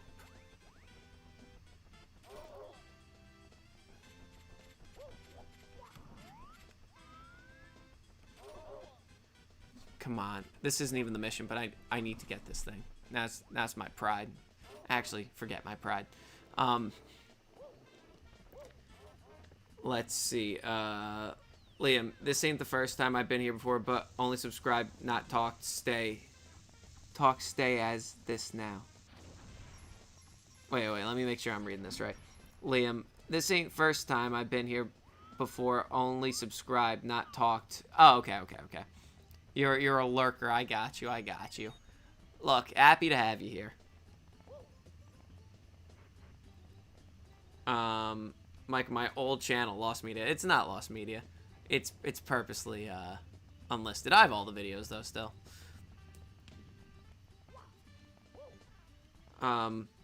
Philip, I'd be printing money if I just made video essays in between the movie videos. I would beg to differ. I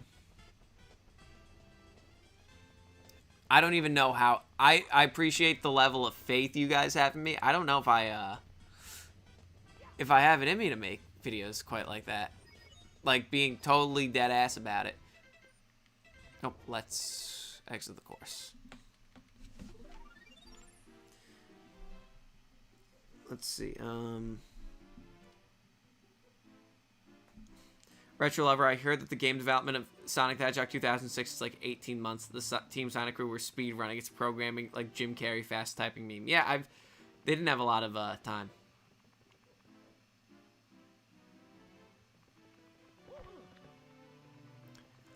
ASM, if you actually went down the gaming was so much better grifter bullshit direction, I would delete the original Toy Story trilogy from existence. I mean, look, the whole thing is gaming. Look, games now objectively, like, I'm definitely not the first person to say this, but like, there are so many, like the mainstream games, like, I do think older pound for pound mainstream games, there were more high quality games, but that's because the business of games has changed so dramatically, where it's like games take longer to make. You know, like inside of the PS3 generation, we got Uncharted 1 through 3 and The Last of Us. Naughty Dog at the end of the generation is going to put out Intergalactic. Like, there was higher quality and it was faster. So that's the big difference. So there was a higher volume of high quality games that were all shorter. But as far as like independent stuff, we're living in a time where literally, if there's a type of game you want, it exists out there, and there's probably a pretty good to awesome version of a game like that. So saying gaming was better personally for me, but that's because I was growing up and me and my friends didn't have jobs that we had to hold down. You know what I mean? So like, it's kind of, games are like, is someone gonna play Astrobot now and go, yeah, that game's not that good, you know? But personally, like, the technological leaps happening all the time for me, I was like, wow, this is really something. So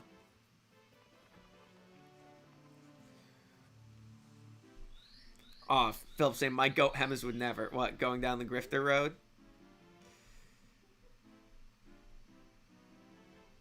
Oh, Retro Lover saying it's ironic that the PG-13 Predator film is better than the Predator, which is R-rated. Yeah. Liam, Toy Story 5 looks good so far. Let's see what happens. I mean, look, fingers crossed. Hope springs eternal. ASM of Gaming Magic will make 6-hour TS3 videos. You and I need to make a 10-hour Godfather 3 video. ASM, we will talk about every single can draft interview, the resurrected souls of the writers, and pick over early drafts of the final, and talk about our Godfather 4 pitches.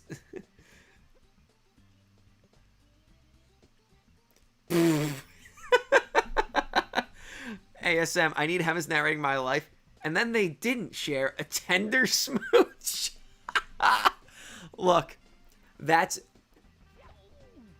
You know, the live streams are fun where we could talk, but I do like the stupid traditions that I put in the videos, like referring to when characters kiss as smooching. That's a total carryover. Like, me and my friends, we basically have a hive mind for our sense of humor. So, like, that's a my group of friends ism. Like, calling something a tender smooch. That's so fucking ridiculous. So good. Liam, you're going until next time. Bye. Good seeing you, Liam. Alsor, Hemmas and Kenneth Branagh narrate my life. Don't apologize for being one of my head narrators. It means your videos give me the most comfort and happiness. And you're in my head narrating my almost loves. Oh, that's nice of you to say. Oh, wow. ASM is saying, for me, it's Hemmas, George Carlin, Scott Brick, Harry Lloyd, Alec Baldwin, and Jim Dale. Wow, I'm standing on the shoulders of titans.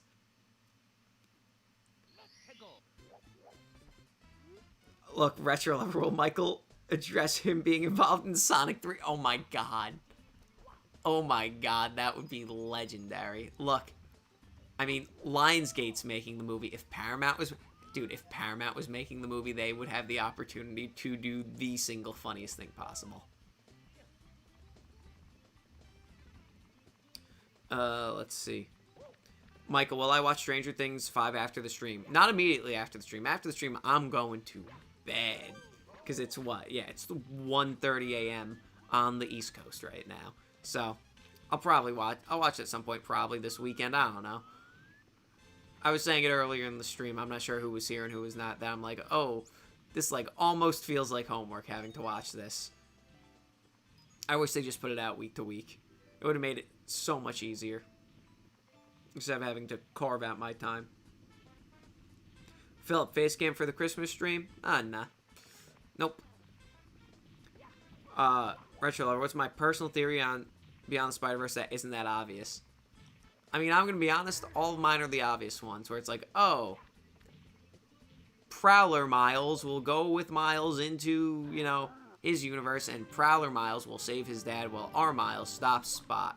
Because then you can have two cakes. Like I have the most basic white bread takes possible for the movie, so...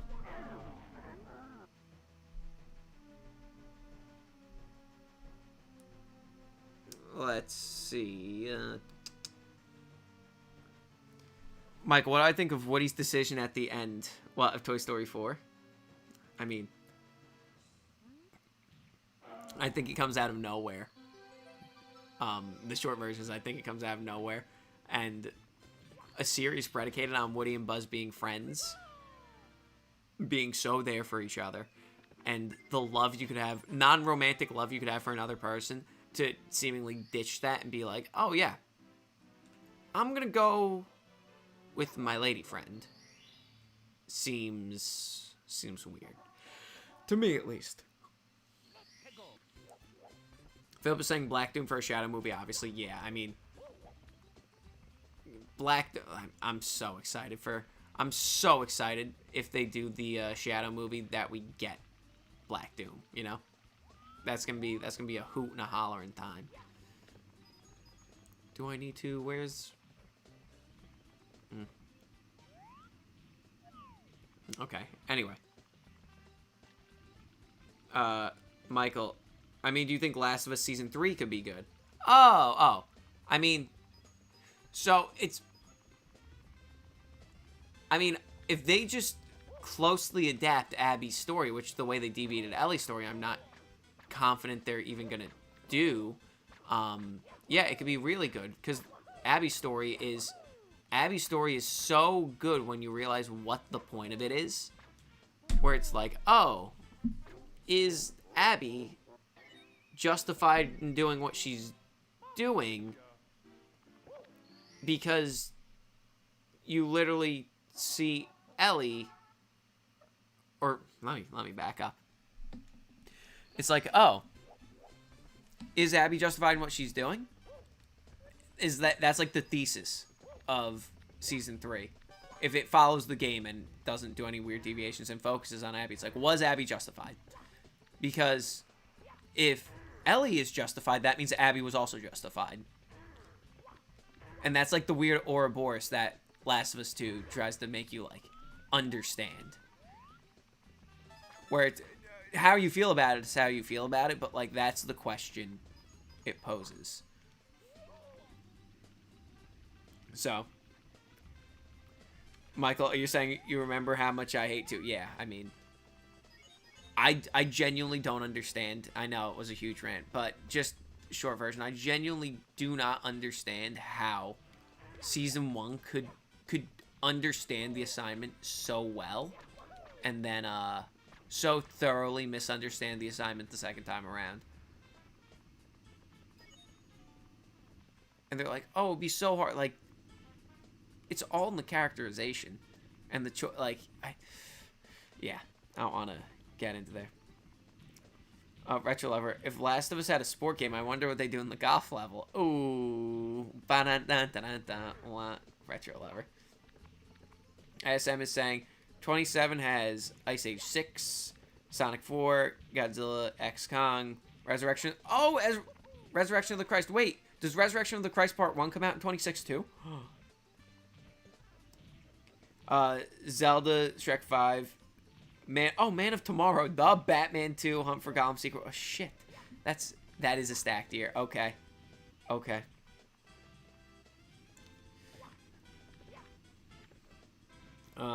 27 also has Mutant Mayhem 2. Oh wow.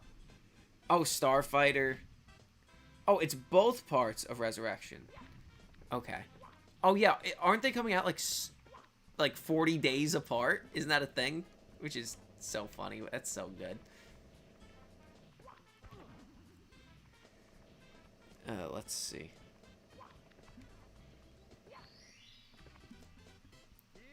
The original version of Deadpool. ASM saying I don't think there's enough talk about there. I think I'd agree. Retro Lover, I gave money to you because the years are almost over and I don't want the children to starve. Aw, Retro Lover, that's nice of you. Oscar, hello, happy holidays. Public Crown, Stranger Things dropping new episodes on Thanksgiving, Christmas, New Year's, as if people ain't busy. Dude, exactly. Because now, like, look, I'm excited to watch Stranger Things. Would I have been excited to, like, they put it out on a Friday, I watch a few of them, and, like, I nurse it during a work week? Yeah. But now it's like, I have things to do during the holidays. Like, there's family stuff I gotta do. People don't spend time with their like, I was saying it to one of my friends, like, it's gonna be so dystopian tomorrow seeing videos of influencers being like, so guys, I just watched Stranger Things. I just rushed through my Thanksgiving dinner with my family that I only see once a year, and then rushed to go watch Stranger Things so I give you guys the full review. And it's like, there's gonna be multiple videos that start like that. Like, what? You're missing the point of the holiday if you're doing it that way. Philip Cornstein, AI-generated Hemmas video would have 5 mentions of the Tender Smooch, live-action Hulk costume, and Looney Tunes back in action is the reason for cancellation.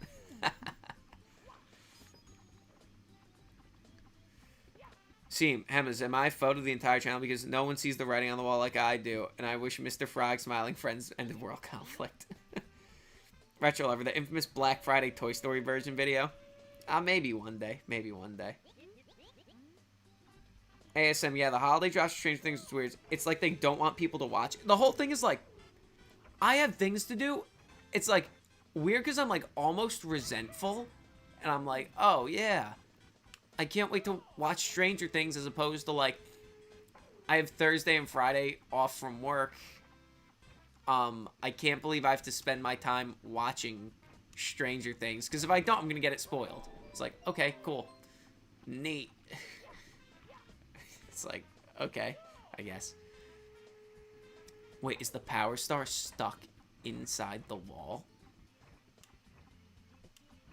Nope, too high. Ooh, into the blue.